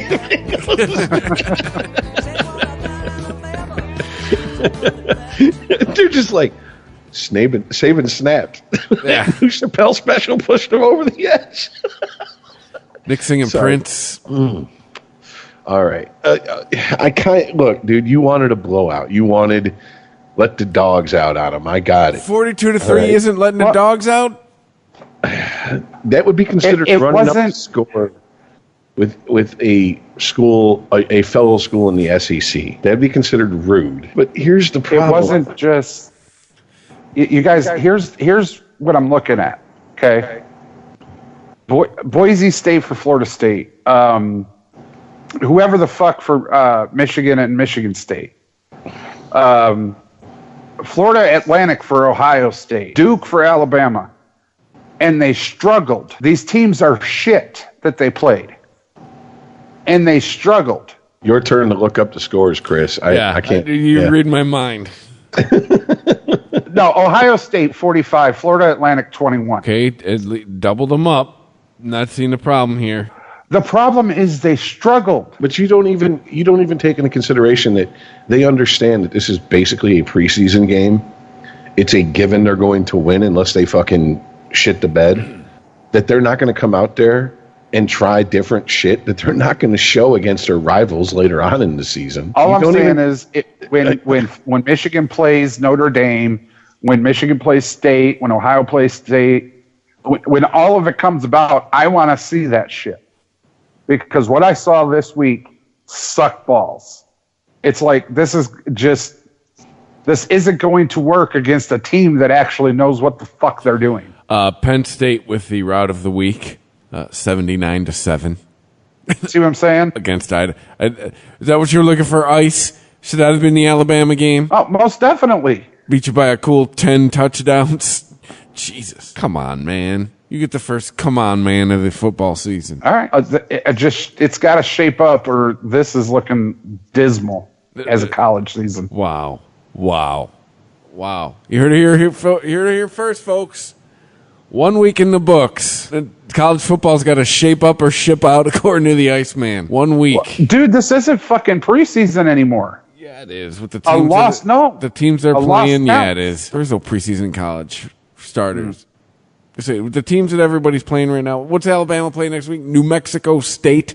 This is a preseason game. It's a preseason for most of college football. So let's talk about the pros. Oh, the pros. Should we go through and pick? Definitely. Should we do our line? Should we start off with the Lions picks? Damn, I'm sorry. I went to go use the bathroom. We're the picks already? No, talking about picking the Lions. Going through the schedule. Didn't we already do this? We did. We talked about the schedule. We didn't pick. Oh, God. Maybe it's because I've done it in my head a million times. I've been like, outcome? They suck. So, okay, let's do it. I don't think we are all officially on the record for the Lions season for 2019. So... I love how there's 3 people in this podcast, and one of whom lives out of state, yet we still get to talk about his Lions as if like he's in state, and this is a Detroit Lions podcast. Yeah. No. I have said last season I was done with them motherfuckers. Okay. If you want to talk to me about a team, let's talk about Shady McCoy going to Kansas City. I'll see how done you are with them if they make it to the Super Bowl. I'll cry like a little baby. At least he's honest. I will beg forgiveness. I won't say I iced him. I can tell you that. You'll beg forgiveness from what? Our patron saint Wayne Fonts? patron saint Wayno. Yeah, you don't understand. I'm in the home of the greatest Lion ever. Barry Sanders played here. Oh, I thought you were talking about Night Train Lane. No, sorry, didn't know that Barry Sanders is from where I would. Have you ever went to his family's house and asked to sniff his chair or anything like that just to get it out your system? I went and took a number 2 in his bathroom. Did you take a dick pic in his bathroom? No, that's the important. God damn it! Now I got to go back. Yeah, see. So, hi, sorry, Mama Russian title. I got to take a dump in your house again. Hey, I got to beat off in your bathroom. And by the way, I got a lot to work with here. Just saying, I'm a little uncertain. So, got to peel it back, and then, you know what I'm saying? So, can I have you hold the phone? It's okay, Barry, I'll never know. All right, let's pick these fucking games for the Lions so we can talk about real football teams. Yeah. 0-4 in the preseason, by the way. All right. Week 1, Arizona. They are going to Arizona. How are we picking this? We just say the opponent, and then we just say if we think they're going to win or lose. No, what I'm saying is, I like what order. Rich, you go. Earl, you go, and then I'll go. All right. They should win this game. They're not going to win this game. I feel like in the last 20 years, there's been at least 3. This will be like the 3rd or 4th time the Lions have opened up in Arizona. And it's always a late game. So when I used to work Sundays, I'd be like, I can actually watch the game. And 5 minutes into the game, I was like, why am I watching this shit? What else is on for the late game? Because the Lions just choke it away. Cardinals, man. I'm not 100%, but I'd lay money on the Cardinals. I'll take your money because I'm going Lions. Okay. Larry Fitzgerald, I have much love for you. An amazing receiver, but your old son. You lost the Honey Badger to Kansas City. You don't have much of a defense period to speak of. Nor do the Lions. Lions aren't like amazing, but they have put together somewhat of an offense. And I don't think the Cardinals are something that's going to stop it. And not to mention, they have to factor in their brand new quarterback. All right, it's pretty simple. Arizona's at home. Lions are going out west. 0-1, baby. Give me the Cardinals. Next Sunday, September 15th, Lions are first home game. The Chargers coming to Ford Field. Chargers. Lions. Wow. Motherfucker, we're on pace. We're on 14-2. Here we go. Oh, shit. I don't know. Rich is the guy on drugs tonight. But give me the Chargers, man. Holy shit. Wow.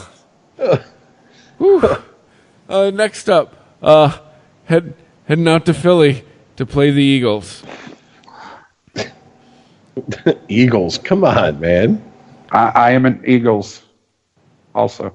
I was about ready to damn near piss myself laughing if he said fucking Lions. You know that, right? Yeah. You guys have nothing other than your hatred for the Lions to pick.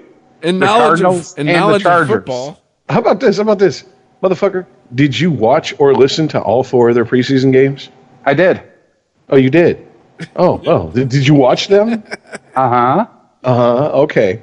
And did you watch the entire games? And I did. It means Did L means love. Do you see that a so-called defensive-minded coach doesn't know how to fucking properly use a defense or control a clock? Preseason. Okay. Hey, Fair enough. He's done with them anyways, Rich. Next up. I watch them. Does it matter where it'll be in Detroit, but the Chiefs. Barry Sanders is going to unretire and run wild with the Chiefs. Give me the Lions. Give me the Chiefs. Get the fuck out of here. Yeah, this is done deal. Chiefs. Yeah, also taking the Chiefs. So week 5, Lions will win because it is against the bye. Always undefeated against the bye. Week 6, heading to Lambeau. Ooh, Monday Night Football even. See, now, here's the thing. When we talked about this, because we did talk about this, I predicted, I said, motherfucker, then why are we picking them again? What am I, this is Groundhog Day with your ass? Anyway, because I thought you're done with them. We never cemented our picks. We just talked about the teams. Believe me, we could have had Chris go back and tell us what our picks were. But anyways, I had the Cardinals losing and the Lions losing through this game. I got it reversed. I don't know why. I got a little bit of faith in the Lions going out there against the Packers because the Packers just seems to be a fucking buttload of fucking drama that they're not used to. And if they don't fucking unfuck themselves most Ricky Tick, that could get ugly out there. That is not the Lions winning. That's the Packers fucking it up. Agreed. The Packers will lose. Well, I'm going to book a timeshare on this island because they got number 12. That's all I need. And they're at home. Give me the Pack. It's totally understandable. I could understand why people would go either way on that one. Next up, we're back in Detroit. The Vikings coming to town. Vikes. Prince. What? Purple Rain defense. Yes. Vikings. Yeah, give me the Vikings. They got those two receivers. That's all I need to know. Diggs, Thielen. The end. Next up, Lions staying at home.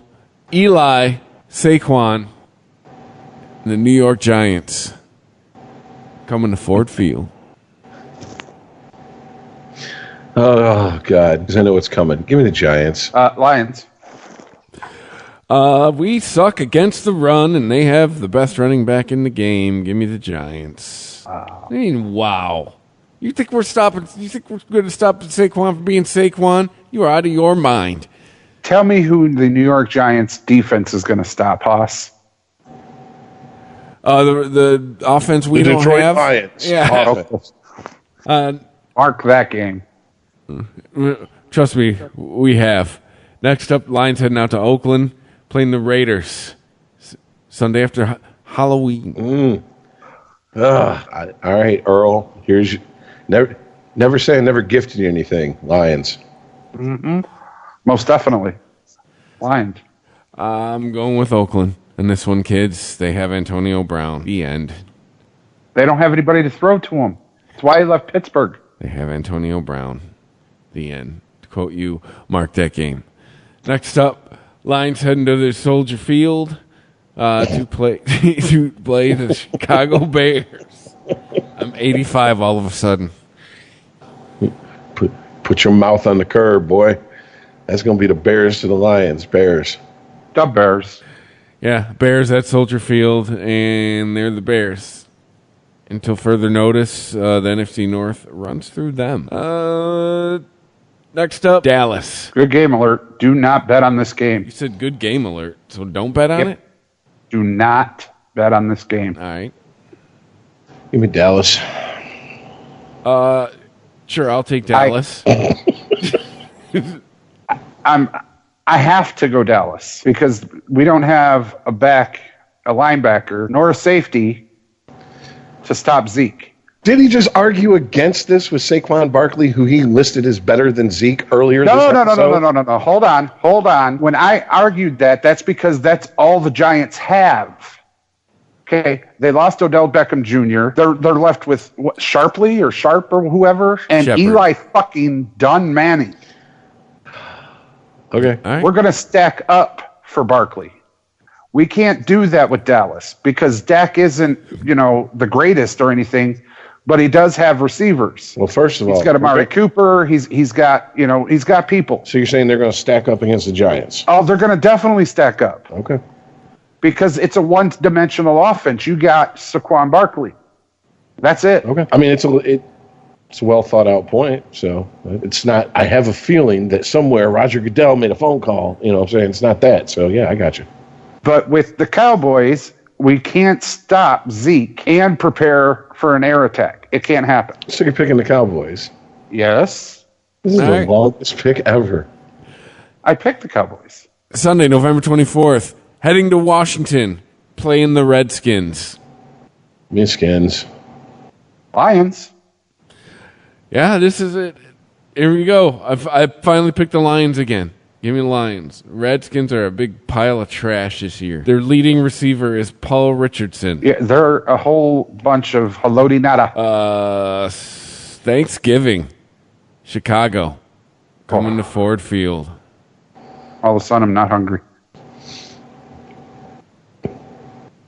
Bears. Come on. Bears. Yeah, doesn't matter if it's in our house or their house. Yeah, Chicago. No, just one more time, the Bears have went out and made a vaunting fucking defense. It's one of those things you see them on your schedule, like, God damn, fuck winning. You hope you survive. You hope your stars are not injured by the time that game's over. Chicago's going to come and put it right in our turkey hole. Next Sunday, the following Sunday, heading out to Minneapolis, playing the Vikings. Vikings. Yep, in Minnesota's house. Gentlemen, whether we agree exactly on what games they're going to win, what games they're going to lose, We aren't exactly predicting a fucking deep playoff run here. Yeah, I don't. That's the common theme. So I almost feel bad for laughing at Earl about earlier because it's like, okay, he's being realistic. All right, they're not going to playoffs. Oh, what are you going to do on this Sunday, Rich? Sunday the 15th. Did we all say Vikings on that one? Yes. Tampa Bay coming to Ford Field. I'm going to do what I do every time Tampa plays the Lions. I'm going to listen to Lions fans pump themselves up. Hey, what's up, Tampa bitch? How you doing? Blah, blah, blah. Before the game. And then I'm not going to say anything during the game. And then most likely the Buccaneers will lose. And I'll be like, yep, you guys got the best of my team. And that's about it. So is that you picking the Lions? Yes. Give me a fucking break. In fact, I predict this.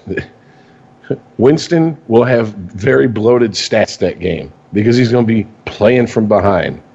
And what run game does the Bucs have? Exactly. Well, true.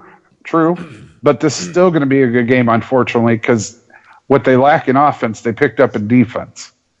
I got to go. The Lions are going to squeak in just because I don't think their offense is going to even come close to making a good game. But their defense is going to keep them in it till the end.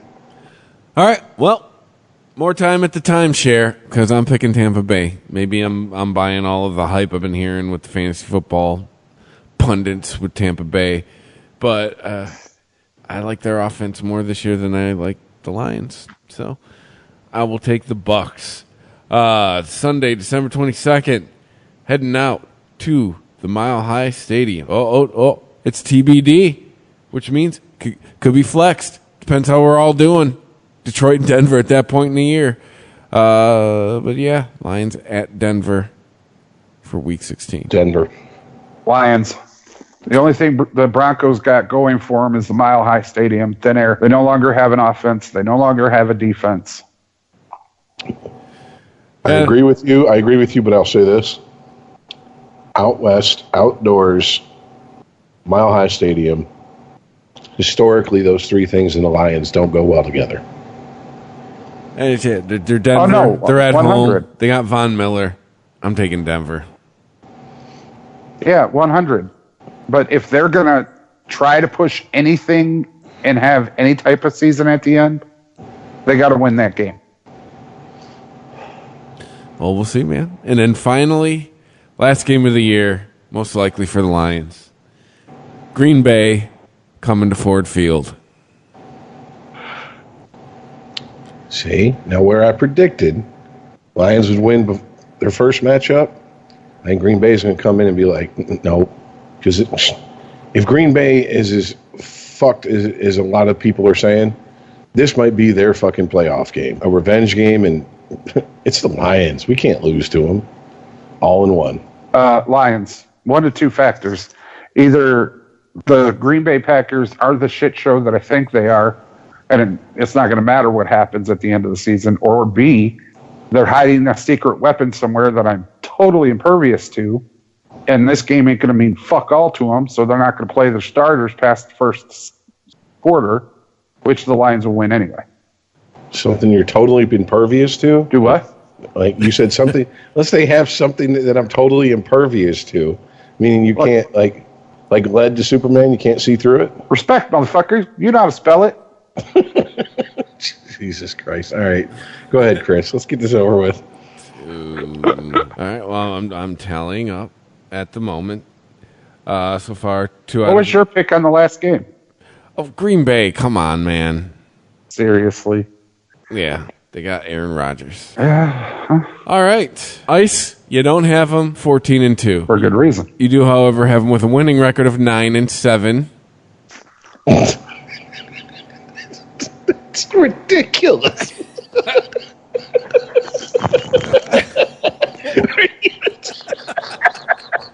What the fuck? What? You broke Rich.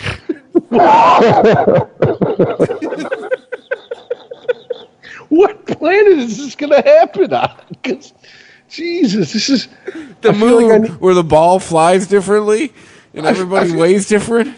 I feel like I need a few more cookies to get to the next dimension over that this is going to happen in. I'm sorry. Go ahead. My bad. Rich, you have them at 4-12. And then I had him at 3-13 before, so I've given him a little bit of credit. I have him at 1-15. Jesus. And I'm the crazy one. The only team I have him beating is the Redskins. Sporgy. ChristopherMedia.net.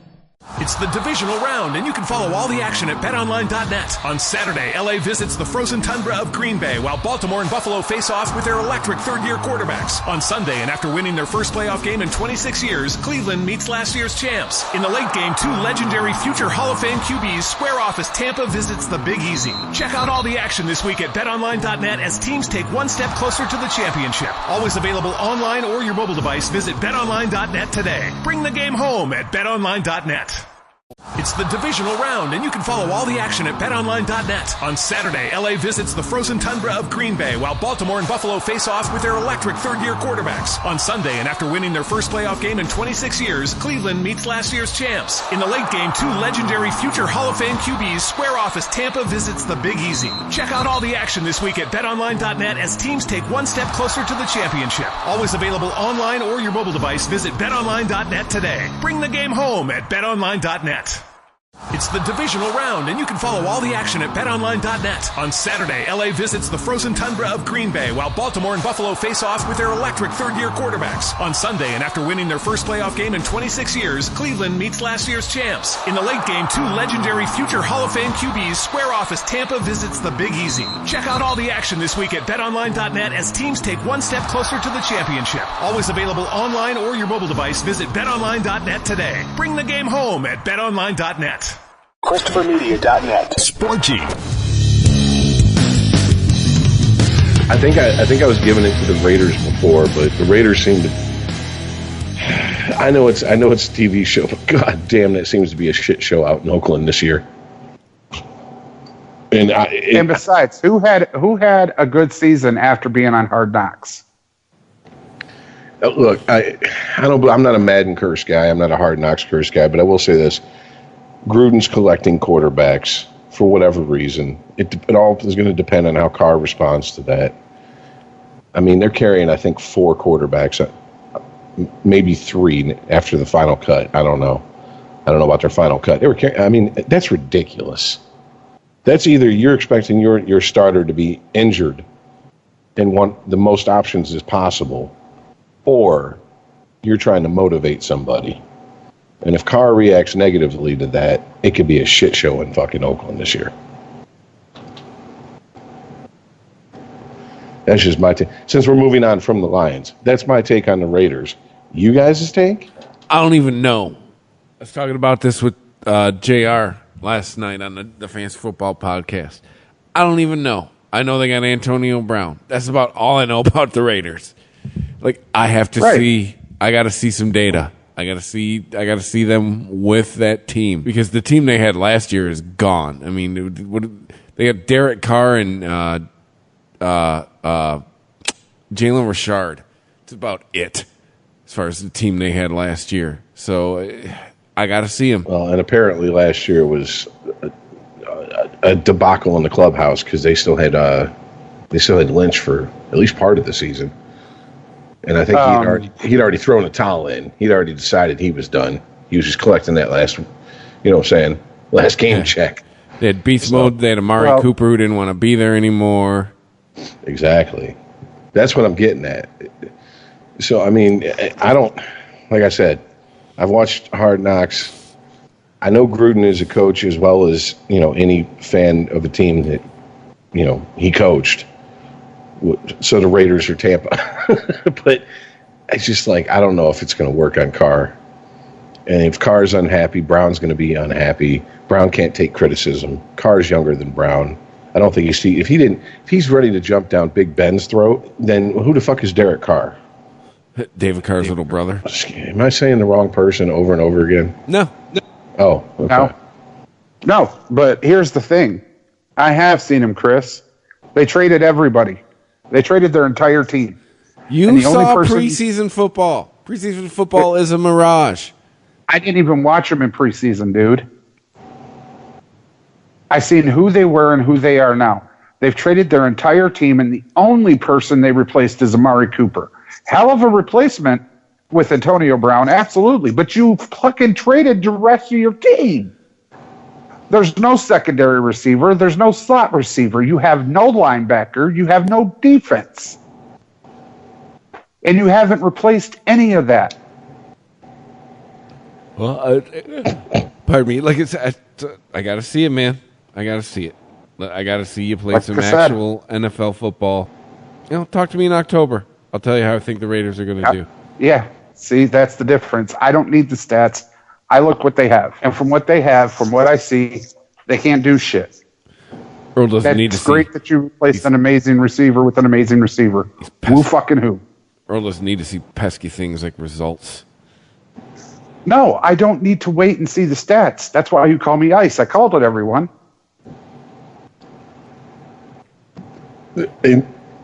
Yeah, that's why we call you Ice, but the intent behind calling you Ice wasn't exactly that. So it wasn't complimentary. Not sure if you ever picked up on that. But it unfortunately has become complimentary because I can now call you guys. But anyway. Okay. Ooh, someone felt good about their morning Wheaties. Jesus Christ. Okay, all right. I'm fucking coffee up in this motherfucker. Even though I'm the current pick champion, but all right. Yeah, that's what I was about to say. And I thought someone came in a distant third last season. I'm sorry. I give you Once guys they had a full season. Once they had a full season. Ooh. You said it. He's right. You came in like a month into the first season, for trying to be fully transparent. Yeah, so I give you guys 1 out of 3 years, and all of a sudden, you guys just are awesome. I'm sorry. Did we hop in a DeLorean, Doc Brown? Yeah. Did we hit 88 miles per hour? Is it the end of this season? You don't understand. I'm icing this shit. I'm going to finish This motherfucker's retarded. Oh shit! All right, go ahead, ice it, man. All right. So, anyways, let's get to the rest of the NFL. It's getting late. So we talked about Detroit and Oakland. A team we haven't been. How about we keep it? Okay, I'm sorry. Go ahead. I'll just say a team I haven't heard in a lot of people's mouths, and I don't understand why. Because they're the reigning champions. The Patriots, are they doing it again? Oh, they're going to be in the contest, no doubt. That's why you haven't heard it, because it's a given. The two, just like everybody left Oakland, the two people that need to be in New England are still there. Yeah, you don't have Gronk. Who fucking who? You got Belichick and Brady. That's all you need. I was able Matter to of fact, Tom Brady in a fantasy draft today in like the 15th round. I got him in our draft in like the 6th round. Yeah, it was nuts. I was like, still there? That's mine. Which you could have waited 10 more rounds. Like, that's the whole thing. Like, the world seems to be over the Patriots, and I don't know why. They're only the defending champions. This is how I look at it. It's the Patriots to be in the Super Bowl for the AFC until they prove me wrong. Exactly. It's been 3 years now. 3 years, 2 championships. Come seriously. on. Like everybody is head over heels of Patrick Mahomes, and oh my God, the Browns, and they should be oh my God. But at the end of the day, the Browns may have a legitimate shot at some. We'll get there. Hang on a minute. Okay, go ahead. But here's the thing, and we've said this all the time about the Patriots. By the way, real quick. Chris, you see he does show prep when it's something he cares about. That's true. This motherfucker sounds like he's ready. This is an ESPN audition tape, and I just ruined it by talking over it. Go ahead. But Tom Brady and Bill Belichick make great receivers. They don't need to have great receivers on their team. They make great receivers. Tom Brady. It's that very first question. I'll never forget the very first question I was asked when I joined this podcast. Is it Brady or the system? It's the system, and he's proven me right ever since. I don't know if it was the very first, but that was in the first 4 or 5, definitely. No, it was the very first question. Fair enough. I'm just saying, it's definitely something that we had debated. But Although- we're too polite with each other, so it's not entertaining. Like, we can't pick on you like we pick on you. You know what I'm saying? We can't pick on each other that way. I don't know why. You guys get offended too easy, candy asses. Possibly. You might be out. What are you trying to say, asshole? Yeah, what the fuck? See? All right, so Get the pipe, anyways. we'll talk about it after the show. Anyways, like I said, pretty much how I feel is real simple. Patriots represent the AFC in the Super Bowl until they prove me wrong. It's like, at this point, it's the 90s Bulls. As long as Jordan's on that team, they're representing the East. Right, Jordan's on the team, and you got Phil Jackson on the bench. Tons, son. Where do you guys see happening with the Steelers this year? Not much. Nothing Not a whole good. lot. Yeah, I don't know. Nothing good. I think Steelers are going to have to accept a few seasons that fans aren't used to and replenish through the draft. And if they don't, it's going to get ugly. Because, and here's my reason why. Mike Tomlin does not come off as a player's coach, meaning he probably holds everyone to the same exact standard as he holds the person next to him. I don't give a fuck who you are and how big your contract is. Certain players won't play for that type of guy. We've seen a few players abandon ship. I don't know if you would consider Bell one of those guys, but I mean, it does start at the top. And even if he liked Tomlin as a coach, he didn't like the front office enough to go, fuck it, I'm sitting out, and then you got to trade me. So it seems a little, I take talent off the table. That's what makes me worry about that franchise. I'm going to go different. Mike Tomlin, to me, is a player's coach. I think there was a huge problem with Big Ben staying as the quarterback. Big Ben is all done. However, just like Eli Manning, he's won the Super Bowl. You got to listen to the man. He has experience. He doesn't have the tools that he used to have. He can't be as accurate as he used to be. And to somebody like Antonio Brown, that's going to be a problem. Hence why he's no longer there. Because I think Tomlin stayed behind Big Ben because, like him or not, that was the right thing to do. Just like Eli Manning, that's the right thing to do. You need to let him go. You really do. Go sit at the fucking table with your brother and talk about it because you're done. But whatever, I digress. Tomlin is to me, a player's coach and took the side of the person he should have took. That being said, with the holdout from Bell and finally leaving, Antonio Brown leaving, you really don't have shit. Your go-to receiver is Juju Schuster. Really? Juju don't and your suck. running back, he don't suck, but he ain't Brown, and he can't give you what Brown does. I think they had a nice dual threat at receiver. You're right. They had a nice dual threat because if you double covered one, the other one was there. Now the other one's not there. This one's wide open. Yeah. You put your best cornerback with the safety over top, done deal. I think we're all on the same That page being with the said- Steelers. That we all That see. being said, James Conner, not Le'Veon Bell. Great running back, not Le'Veon Bell. Not going to give him the relief that Ben's going to need. I think that They're division, about a season and a half. They're a season and a half away from 100% full rebuild. that division this year, I think, is between the Browns and the Ravens. I think the Bengals are going to be a non-factor in football in general.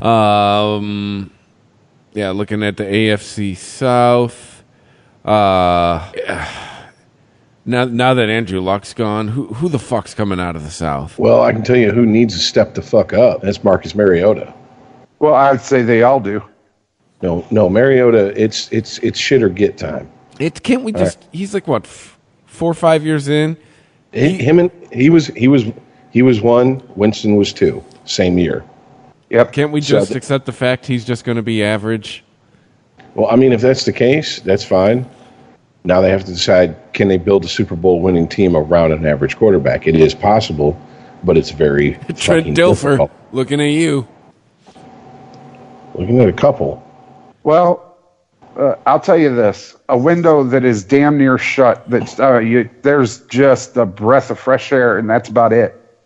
Is the Texans? You're supposed to have one of the most premier defensive ends in J.J. Watt. You lost Javon Clowney to Seattle. You got a great quarterback, a hell of a wide receiver, decent running back. Who? I mean, at this point, Lamar Miller with his torn ACL, they don't have a backfield. Duke Johnson, Cleveland's garbage ain't saving you in your backfield, Texas. I think I said it. It's a bold statement. I made it on the Fantasy Hack with JR, and I'll make it on this show as well. I think Melvin Gordon ends the year in a Texans uniform. That's their missing piece. DeAndre Hopkins is arguably the best receiver in the game. Deshaun Watson, obviously, one of the probably top 5 quarterback in the game. They don't have a backfield. That's what's holding the Texans back. I'll give it to you. That's why I said it was decent. Pay Melvin Gordon some money, and that's how you come out of the South, Houston. But that's who I would like to see move out of the South. It sounds like none of us think Big Dick Nick's doing anything in the AFC South. No. That's not true. It's not going to be Nick Foles' fault, unfortunately, or fortunately, however you want to pick it. That Family Guy. It's not your fault. It's not your fault. Not you too, man. Yeah. Jaguars missed their opportunity. Yeah. They had a hell of a defense, and they wasted away with a fucked up quarterback. Mm-hmm. So wait a minute. What I'm getting here is that I'm basically saying Mariota needs to step up. So by default, I guess I'm going with Tennessee. And I'm not picking Tennessee, but I'm just saying he needs to step up. Earl, you just gave criticism to you know what I'm saying, all the teams. So the one you criticize the least is who you pick? And then I picked the Texans to come out of this. And then Chris? I think Texas got the best shot. Yeah. Okay. See, but that wouldn't shock me. I'm just saying it's Mariota's time to shit or get off the pot. If he can't shit, then good. You know what you're dealing with. Act accordingly. I feel Marcus Mariota's shown us everything he can. Well, you know what? I'm sure he's got a lot of money, and hopefully he's got some good investment advisors, and he'll have a nice long career riding the bench behind people, collecting a paycheck till he retires. So, yeah. Closing out the AFC with the West. I mean, come on. Anyone see any other team besides the Chiefs? No. I heard one guy on CBS Sports Radio pick the Chiefs to tank this season, to absolutely sink to the bottom. Wow. And I was like, that's wishful thinking. I was like, that who hurt you? That is a hot crack pipe. Yeah. I mean, that's blister your fingers the minute you touch the business end. I'm like, to completely tank bottom of the AFC. No. I'm like, the Dolphins will just show up and do that. Yeah. You know what I'm saying? Like, are you serious right now? So. All right, let's move over to the NFC, and then we got to make the picks. Oh, well, I guess I'll just get a nap before work this week. That's NFC East. Probably. Well, now that the drama's done in Dallas, give me the boys. I don't see the Giants doing anything. The Eagles, they got backfield by committee going on again. It doesn't, but they won a Super Bowl with it. And then the Redskins, dumpster fire. I mean, yeah, at NFC East, I think it's the Cowboys. Think Uncle Jerry gets his wish. You don't think the Eagles doing backfield by committee aren't pulling a Patriot way without making a big deal about trying to do the Patriot way like Detroit does and then doesn't do? Do you get what I'm saying? How many great running backs has played with Brady? None. Oh, yeah. 0. And they get it done. You know what I'm saying? So, I mean, I got to pick the Eagles, man. I can't sleep on them, dude. I'm going to go with the Cowboys. The Giants picked and pulled a Pittsburgh move and stood behind their Super Bowl winning quarterback for far too long. The Eagles picked the wrong quarterback, which was shown when Wentz went down and Foles stepped in. But, they're not going to – people hate to admit they're fucking wrong, and Wentz is the franchise quarterback, so that's who we're going to stick with. Well, follow him all the way to the bottom. Nick Foles was backing up Michael Vick. Do you realize this, right? Nick Foles has been around for a while. He's been in the league for a while. Okay, read my lips. I don't care. Nick Foles had a connection, just like in Minnesota. You were against me in Minnesota. There's all about chemistry on a team. I don't care who it is, how long they've been there. All right. How you doing, St. Louis? I'm looking at you. NFC North. I mean, I think kind of know where we're all going with this one, but yeah. I believe you used to call them the toilet bowl. I used to call them a lot of shit, but now they've made a believer. They went back to hard-nosed football and my problem is I'm a defensive guy. I full-heartedly believe a defense will win you a championship. Rich, I'm looking at you and your defense specifically. I'm with you. I can't look at Baltimore's defense, even though it was just as vaunting. The problem is they had kind of an offense, sort of. The fucking Tampa Bay Buccaneers had nada. But when you went up against that defense, they destroyed you. That's one of those things, and the Chicago Bears have done it, and they continue to do it. They have that flair that when you see them on the fucking calendar, you go, I don't care win or lose. I just want to make sure we don't injure anybody. Yeah. The Bears.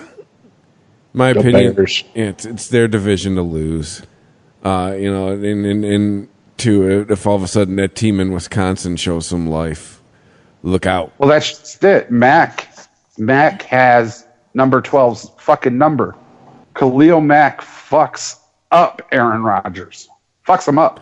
Yeah, we'll get to see it twice. NFC South. I think unfortunately, we get a repeat of last year, kids, and I think Old Man Breeze and the Saints come out of this division again because they still got Michael Thomas, they still got Alvin Kamara. Oh, most definitely. I can go. I'm going to go Saints, Falcons, Panthers, Bucks. Oh snap! Shots fired, Rich. Oh, no, not really, because except for the first two, I agree with them. I just think Atlanta's reloaded and are doing it under the radar. Just one of them gut things, man. Ryan tasted it. He tasted it. It was in his mouth, and it was pulled out of his mouth. It was kicked out of his mouth. Yeah, well, I mean, and it's just, it's not any disrespect to Breeze. It's not Saints ain't shit. It's not that, because you know who my team is, and they ain't shit. So if I'm going to say that, I ain't going to fucking lie about another team. But yeah, I don't know. I just have this gut feeling that Atlanta's like, you know what? This ain't going to be here forever. Let's do this. Let's do it. I will even go so far as to say it got deboed for Matt Ryan. Like Tom Brady just coming up and give me a sandwich. And by the way, just because they win the South doesn't mean I predict them to even win one playoff game. I'm just saying, I could see him running the table with the Bucks and Carolina and splitting with New Orleans, and they're already at 5 wins. I see it this way. I can't pick over the Saints. I can't pick the Falcons over the Saints just for the simple fact of coaching.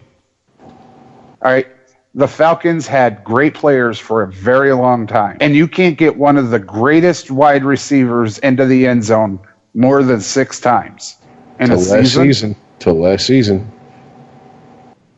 That's a coaching issue. Well, obviously it's been corrected because last season he got in the end zone. Yeah, but it's too late now, Rich. Now the defense is gone. Mohamed Sanu is a has-been. Who's the running back? Okay, the defense rests, Your Honor. It's too late now. Okay, I'll take the hit. They still have the running back they went to the Super Bowl with. He's just never been all that. He had a hot rookie season, and then he's just been kind of meh ever since then. Mr. Devontae Freeman. I'm just saying, man. Saints have found a way. Who dat? Yeah, I mean, you can get tired of it if you want, but they prove it. So, all right, cool. And we talked about it last season, and I'll talk about it again because it's a sound theory, and it's mine, and it seems to work. And you guys seem to back me up on it. You got to have your triplets, right? You got to have a QB, you got to have a receiver, you got to have a running back. you need that formula. And you know, looking at the NFC South, Atlanta doesn't have that formula. You know, I'd say they're weak in the backfield. The Saints, they have that formula. They got Breeze, they got Thomas, they got Kamara. Bucks, they don't have that formula. Panthers, they don't have that formula. So, I mean, we do this with the other 31 teams or 28 teams or whatever the fuck, you know, however many divisions. You need a competent signal caller, you need a marquee receiver, and you need a great person in your backfield. Now, see, this is why I'm a defensive guy. And I think defense wins championships. Because on offense, you need all of that, Chris. You're 100. However, you need a line. Did you just learn 100? Like, you said it 9 times tonight. I did. Oh, okay. Now, you need a line. Because you can have the greatest running back in the NFL history, Barry, not have a line, and not do fucking thing. You need a line. Well, we didn't have a receiver or a quarterback. But you still need a line. No matter if you have Megatron or Brady, you need a 5-unit cohesive fucking line that can get in line and step with each other and know without even looking that this guy has this. You need that. And if you think for a second that he doesn't, you're going to take a glance. And when that happens, somebody like J.J. Watt's going to blow right by you. Mac's going to come right over the top of you. And down goes your QB. Moving on to the NFC West. Speaking of a team, you need your 3. This is why I think the Rams can't. This is why I think the Rams can't get over. They got their backfield, and then their quarterback, and then they have 3 receivers who are good. They're not great. Their problem is, but they're good enough. Their receivers is there's no marquee receiver. You have to pick a week. It's got to be. Cup. It's got to be a week that Robert Woods is hot, or maybe next week it's Cooper Kupp, or maybe next week it's Brandon Cooks. There's no, you're wrong there. There's nobody to double cover as far as a threat in the air. No, I totally disagree. Totally. Because of who they are, what they've done, Kupp, Cooks, definitely have to be paid attention to. Definitely. And while you're paying attention to that, the running back comes blaring through the line because they do have a line. That's Todd. That's what Todd does. Well, absolutely, and that's what his line does. And when it's all said and done and that whole offensive group is off the field, you get to go against that vaunted defense. No fucking way. And quite honestly, too, I've never been that hot on Jared Goff. I don't know what the big deal is. Look, I'm not hot on Jared Goff. I don't think he's a great quarterback. Jeff Fisher didn't think he was a great quarterback. But under this new head coach, for whatever reason, he clicks. Matter of fact, Michael Jordan wasn't that good of a player. Then he got in with Phil Jackson, and next thing you know, it's the Bulls for the 90s, the whole fucking decade. So I don't know if he's just a decent quarterback with the better coach. I don't know if he was holding back. I don't know what it was. But he's doing the job. That's what I do know. And it's a hell of a job. And I don't really see, maybe the Seahawks with the defensive move they made. But again, their defense or their offense in Seattle. No, they're done, son. That's a team that traded a lot of people away. A lot of people retired. It's Russell Wilson, Chris Carson, and Tyler Lockett. Ooh. I'm scared. No. I mean, are we playing them personally? Yeah, right. Because then I'm scared. Yeah. Dude, if I'm playing the Redskins personally, I'm scared. I'm like, bro, I can't bring an oxygen tank on the field. But Arizona is going to be a shit show. San Francisco is going to continue to be a shit show. So. Oh, it's Rams. No, definite Rams. This is going to go. Oh, Jesus. This one's actually harder. Rams for out front, no doubt. But after that, it gets real, real difficult. I got to go Rams, Seahawks, 49ers, Cardinals. I don't like how you're trying to introduce like a new element of picking. Like, no one gives a fuck about how people finish in a division. More stuff you can call. Yeah. Like, stop trying to make that happen. Okay, because it ain't going on the official scoreboard, and if it does, enjoy. Because boycotting the show. And I'm on the motherfucker, okay? So Rich says he's going to cancel you. He's going to cancel your picks. No, I'm just calling him out so I can come back when this happens and go, yeah, see, I don't like this shit because he's never going to acknowledge where he was wrong. And he's going to pick where he's like, well, I might not. I got pick 1 and pick 4 right, but that's 50%. Yeah. And in baseball, I'm in the Hall of Fame if I hit that much. So that's what's up. He's engineering more correct picks for himself. Yes. All right, yes. Sport G. ChristopherMedia.net. It's the divisional round, and you can follow all the action at BetOnline.net. On Saturday, LA visits the frozen tundra of Green Bay, while Baltimore and Buffalo face off with their electric third-year quarterbacks. On Sunday, and after winning their first playoff game in 26 years, Cleveland meets last year's champs. In the late game, 2 legendary future Hall of Fame QBs square off as Tampa visits the Big Easy. Check out all the action this week at BetOnline.net as teams take one step closer to the championship. Always available online or your mobile device. Visit BetOnline.net today. Bring the game home at BetOnline.net. It's the divisional round, and you can follow all the action at BetOnline.net. On Saturday, LA visits the frozen tundra of Green Bay, while Baltimore and Buffalo face off with their electric third-year quarterbacks. On Sunday, and after winning their first playoff game in 26 years, Cleveland meets last year's champs. In the late game, 2 legendary future Hall of Fame QBs square off as Tampa visits the Big Easy. Check out all the action this week at BetOnline.net as teams take one step closer to the championship. Always available online or your mobile device. Visit BetOnline.net today. Bring the game home at BetOnline.net. It's the divisional round, and you can follow all the action at BetOnline.net. On Saturday, LA visits the frozen tundra of Green Bay, while Baltimore and Buffalo face off with their electric third-year quarterbacks. On Sunday, and after winning their first playoff game in 26 years, Cleveland meets last year's champs. In the late game, 2 legendary future Hall of Fame QBs square off as Tampa visits the Big Easy. Check out all the action this week at BetOnline.net as teams take one step closer to the championship. Always available online or your mobile device. Visit BetOnline.net today. Bring the game home at BetOnline.net. ChristopherMedia.net. Sport G. Well, speaking of picks, all right, I'll okay. No, it won't. Seriously, it's that time of year. brevity. Yeah. Let's try to remember that, and that's a reminder for myself too. This is a long show, ungodly long. So Yeah. Well, it's football. It's back. So, speaking of football being back, picks are back. I am last year's reigning champion. So, bag of Dick's Ice. Big one. Eat it. Don't poke the bear, buddy. Yeah. All right. Cool. Let's see. I believe I already set the order last week with the first college picks.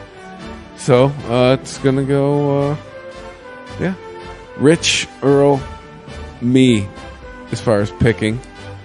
And that's what it's going to be.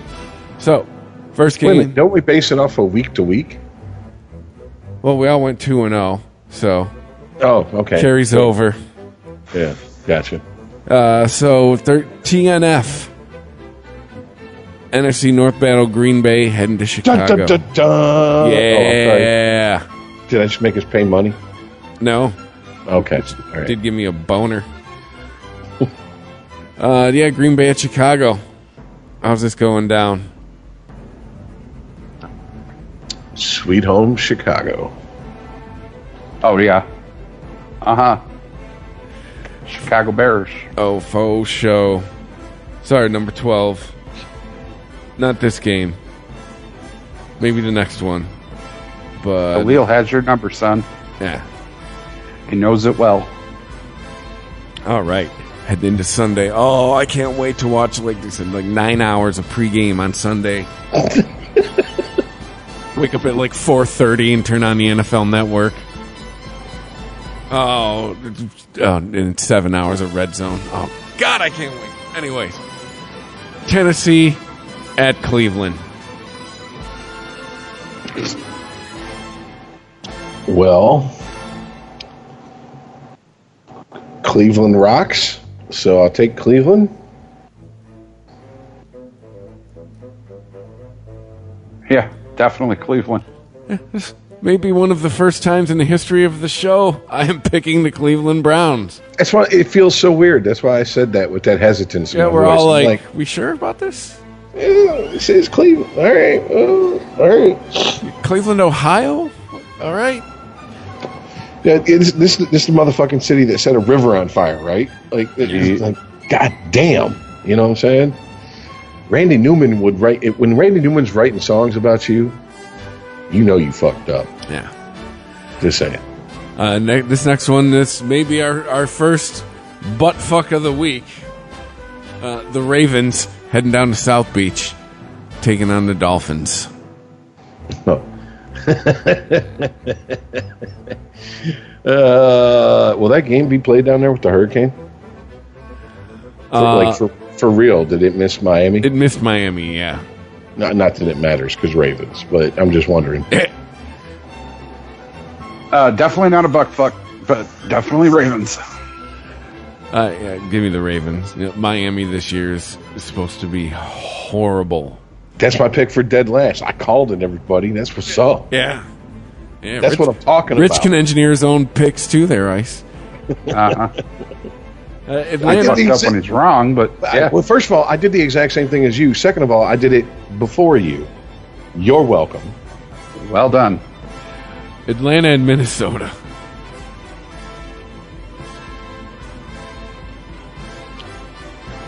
Maybe talk all that shit about Atlanta. Now I got to pick against them. Minnesota. Vikes. Man, I didn't like this game yesterday when I talked about it with JR, and I don't like this game now. God damn it. See, it's a catch-22. Fuck. You know what? I'll be the odd man out. Give me the Falcons. I'm going to need to know why. Because he wants to be the odd man out. Julio Jones. Okay. Matt Thanks for Ryan. listening to the podcast. Matt Ryan's a better quarterback than Kirk Cousins. Next up, Buffalo heading to New York to play the Jets. Is anybody even going to watch this game? Do we have to pick this game? People who live in New York. Like if you live in Syracuse, you could like root either way. I'm gonna do something I've never really done a whole lot in my life. I'm gonna put faith in this party. Bell said, "I'm ready. Give me that fucking ball 50 times this game. I'm gonna break off 50 runs. Give me the Jets." I'm going to go with the Jets because who the fuck is going to stop him on Buffalo? Not a goddamn person. Nobody. I can name at least one person in the New York Jets offense, so I'm going to take the Jets.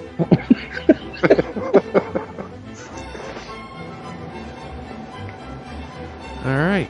Next up is me stalling while I continue to type these. And then I tell you that the Washington Redskins heading to Philly playing the Eagles. This may be our runner-up for the butt-fuck of the week. I see a bar the Washington Redskins are going to go to, and it's called the Blue Oyster. And there's a lot of people dressed up like the Village People there. They're going to take a butt fucking that week. Yeah, even the Eagles. Yeah, they're not going to be able to do this often this year, but they're definitely going to smack the shit out of the fucking Redskins. Eagles. Sounded vaguely racist. Next up, the Rams heading to Carolina. Whoa. Not sure about this one. The Hurricane might take this yo. game out. Whoa. Did you not pick? Oh, I just wrote in the Eagles. Oh, okay. That's all you got to say. I figured calling it the second runner-up for the butt-fuck of the week may have been a foregone conclusion. You know what? My bad. Not sure if the Hurricane will take this game out, but yeah, the Rams are heading to Carolina playing the Panthers. Rams. Duh. Yeah. I'd second your duh there, Ice. I don't see any dimension where the Panthers beat the Rams. At least in Oh, yeah. Well, I'm going to make another call. At least I'm going this to make year. another call. Cam Newton's going to get out after the game and start crying. Okay. You don't have to just lay traps. You don't have to lay bait, all right? The stuff, it's going to let it happen not on its own. All right? Kansas City heading to Jacksonville. If you want to pop that little puppy in his keister, you ain't got to grease him so hard, Earl. That's what he's saying. Right. I'm sorry. Go ahead, Chris. Now that Kansas City heading to Jacksonville. Is pencil in the Chiefs for all of us? Come on, yes. Come on. Definite Chiefs. Fuck out of here. This next one is a lot more interesting now that we know how things are shaking out. The Colts at the Chargers. Chargers. Interesting how. Yeah, definitely Chargers.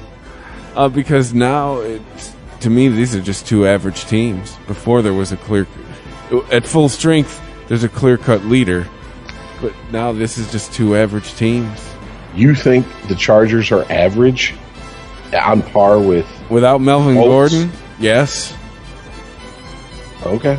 Because the Colts still got T.Y. Hilton. They still got Marlon Mack. Yeah, but they got Brissett to throw to him. Yeah, but the Chargers got old man Rivers. Yeah, that future Hall of Famer. What an ass. Yeah. Way terrible Brissett. Hasn't won a game yet. Don't pick shame him. He can have his picks. It's his truth. Yeah. Well, Damn you it. guys did talk me into it. Give me the Chargers.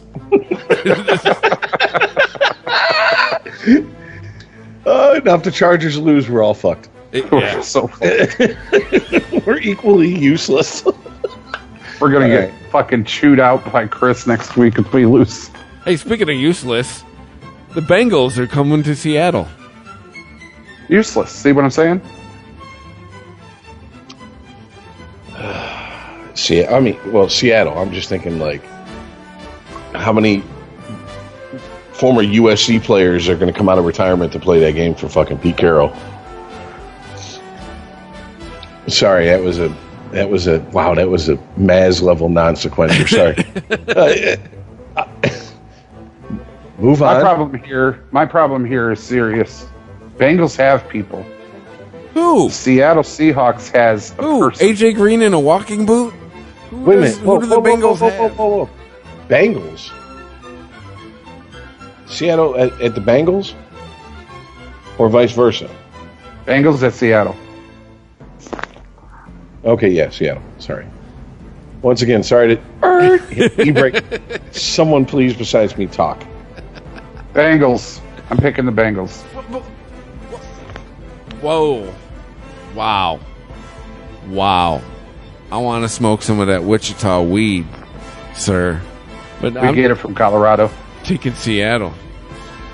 Next up, the Giants at Dallas. Dallas. Uh-huh. Cowboys. Jerry World's going to be rocking. Yeah, Uncle Jerry may take an extra Viagra that night. Celebrate a little harder. Well, don't you feel he has in his mind the new triplets? Yes. Yeah. With the money he's paid out? Oh, yeah. In the money the money I paid out, I better. But in his Better mind, take a shot in every fucking joint you have and get on the field. but I'm dead serious. Like I feel like he feels like this is it. This is that new era for Dallas. Or Yeah, else he but wouldn't Dallas make still the deal. needs to really beef up their defense. That's great God that damn. you got some. I was the one that said brevity. Go ahead. It's great you got some, offensive power, but you got to get a defense. Hey, man, I'm with Uncle Jerry. I think this is You're going to building be. on something. Yeah, these are the three players that bring you back to prominence.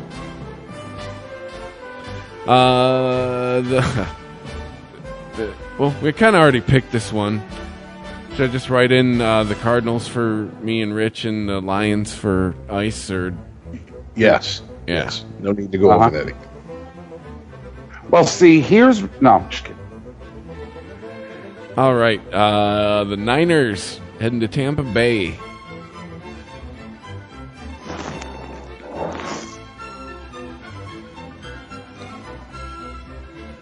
Cricket.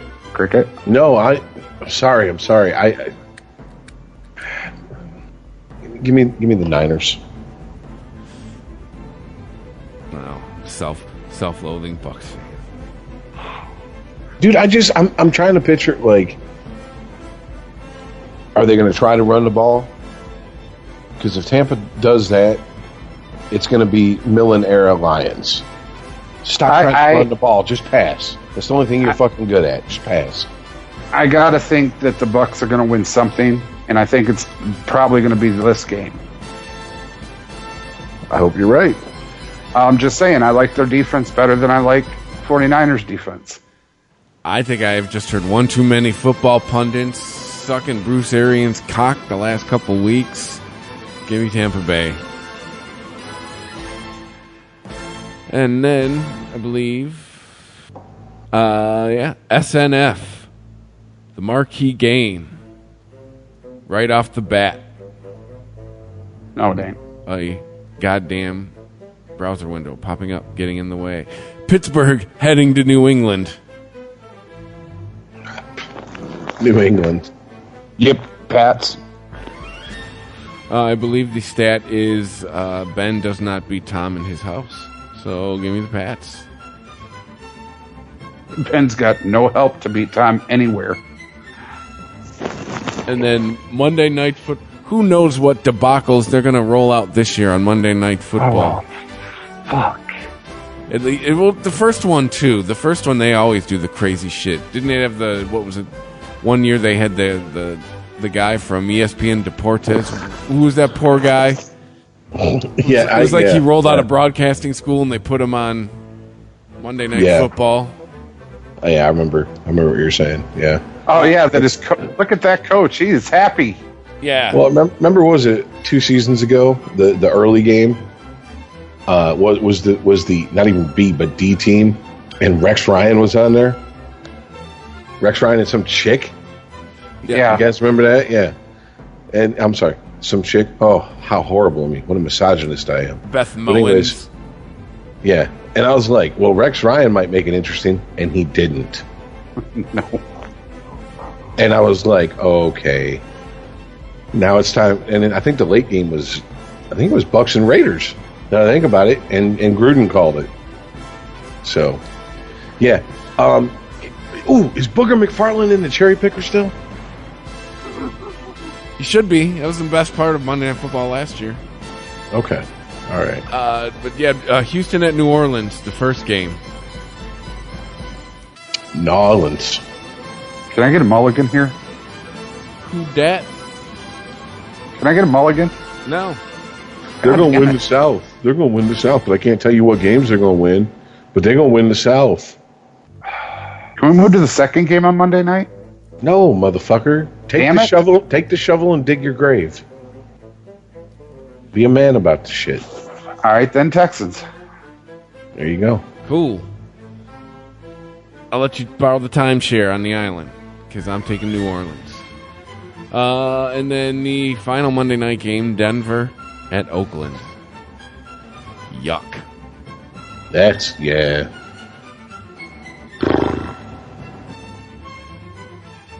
Denver. Do not bet on the first game on Monday night. Texans Saints. Don't bet on it. This one, bet on it. Broncos. You know what? Give me the home team. Give me, for some reason, maybe AB's going to come out and show up all the haters.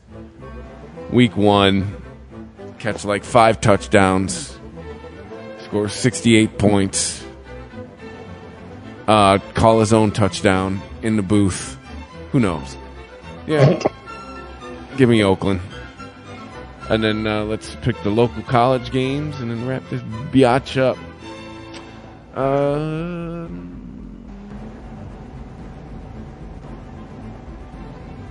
All right. Well, we know at least 2 of the 4 teams playing. Yeah. The team in Ann Arbor. Oh, come on. Really?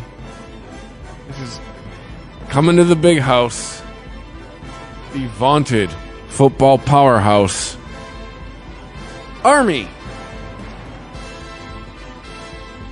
I mean, if it was like 1925, 30, somewhere around, I don't know, somewhere around. Oh, please. Hail to the victor. And by the way, I want to see a better offense than I saw last week. Please. Do something. Please. Yeah, give me the Wolverines. I believe that the only way that MSU, that Michigan would lose to the Army is if it was the real Army.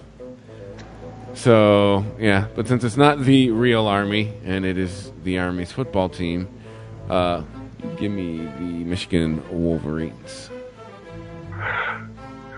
And, god damn it. Why? Why can't I get the goddamn tab to come up? How does Sparty's fight song go?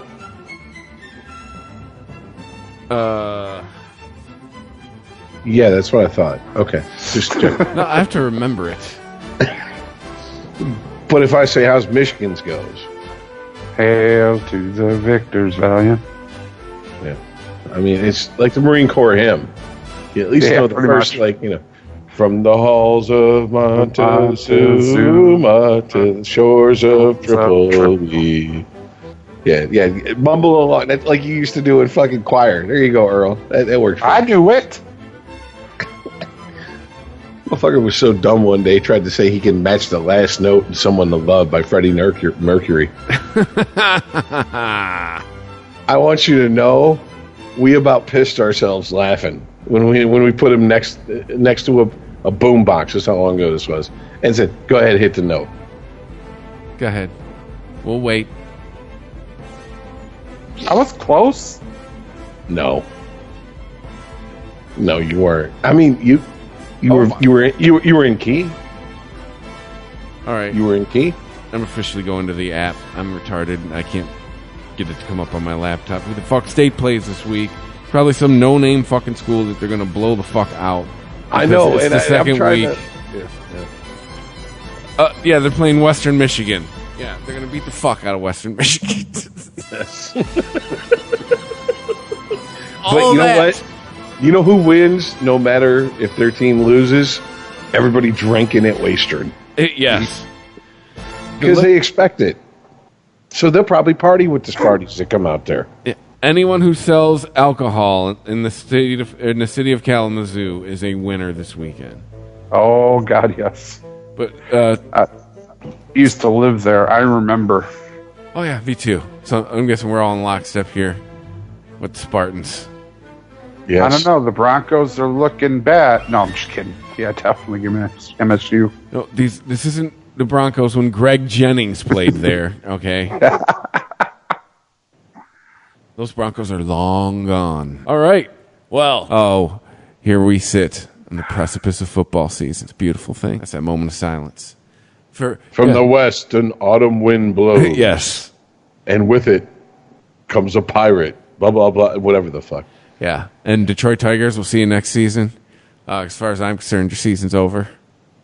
Oof. With the season you're having That's and just- football starting, Oof. that's it for you. I'll see you in April. Damn. That's you. You've dismissed, like, not a side, not a third, a fourth. You've dismissed a fifth bitch before. Because that's what they like. Look here. The good pussy's showing up. You got to go. Like, I'm sorry. Like, I mean, seriously, look at that. Here, come here, sweetheart. Open your legs. See that? No roast beef. You, all roast beef. You got to go. Just cold, man. Damn. Hey, Don't do our Tigers that way. they've not given. They put on their uniform every day, man. They have not given me a reason to keep them around this year. They are heading for historically bad. So Chris's theme song this year for the Tigers is "What Have You Done for Me Lately?" Right? It hadn't been win a game. Dun, dun, dun, dun, dun, dun, dun. We had great sex. Ooh, yeah. Well, what have you done for me lately? I got you 2 World Series, but you didn't win them. So what have you done for me lately? Yeah. All right, fair enough. All right, cool. Sent Verlander away for a bag of basketball. No, it was a bag of basketballs. That's how bad it was. Wasn't even the right sport. All right, Al Avila was like, hockey pucks? What is this? Wait a minute, where's he? Zeke finally back in the fucking training camp and looks like fucking magnets up his nose. Jesus Christ. I don't even know what that means. What? He's got so much jewelry on his nose, it's ridiculous. Well, you know, that's how it goes. Excuse me. All right. Well, yeah. It's 2 in the morning, so it's time to wrap it up. Can't even think of things to say. So this is just where I remind you we are on Twitter at SportyPodcast. You can always email us, SportyPodcast@ChristopherMedia.net. Check us out every Thursday at Spreaker.com, Spotify, Apple Podcasts, Google Podcasts, ChristopherMedia.net. Make sure you are reviewing us, or if you don't want to review, just rate us. There's plenty of places where you just give us 5 stars and go on about your day. There's an Amazon banner at ChristopherMedia.net. There's a PayPal button. So if you like it, tell somebody. Thanks for listening, and we'll see you next week. All right, later, guys. Peace out, y'all. Thank you for visiting ChristopherMedia.net. It's the divisional round, and you can follow all the action at BetOnline.net. On Saturday, LA visits the frozen tundra of Green Bay, while Baltimore and Buffalo face off with their electric third-year quarterbacks. On Sunday, and after winning their first playoff game in 26 years, Cleveland meets last year's champs. In the late game, 2 legendary future Hall of Fame QBs square off as Tampa visits the Big Easy. Check out all the action this week at BetOnline.net as teams take one step closer to the championship. Always available online or your mobile device. Visit BetOnline.net today. Bring the game home at BetOnline.net. It's the divisional round, and you can follow all the action at BetOnline.net. On Saturday, LA visits the frozen tundra of Green Bay, while Baltimore and Buffalo face off with their electric third-year quarterbacks. On Sunday, and after winning their first playoff game in 26 years, Cleveland meets last year's champs. In the late game, 2 legendary future Hall of Fame QBs square off as Tampa visits the Big Easy. Check out all the action this week at BetOnline.net as teams take one step closer to the championship. Always available online or your mobile device. Visit BetOnline.net today. Bring the game home at BetOnline.net. ChristopherMedia.net. If you like this show, please tell a friend. Please make sure to rate and comment on all your favorite Christopher Media shows. Please follow us on Twitter and like and share us on Facebook. You can subscribe to all ChristopherMedia.net shows for free on ChristopherMedia.net. Thank you for listening, and thank you for visiting ChristopherMedia.net. Thank you for visiting ChristopherMedia.net.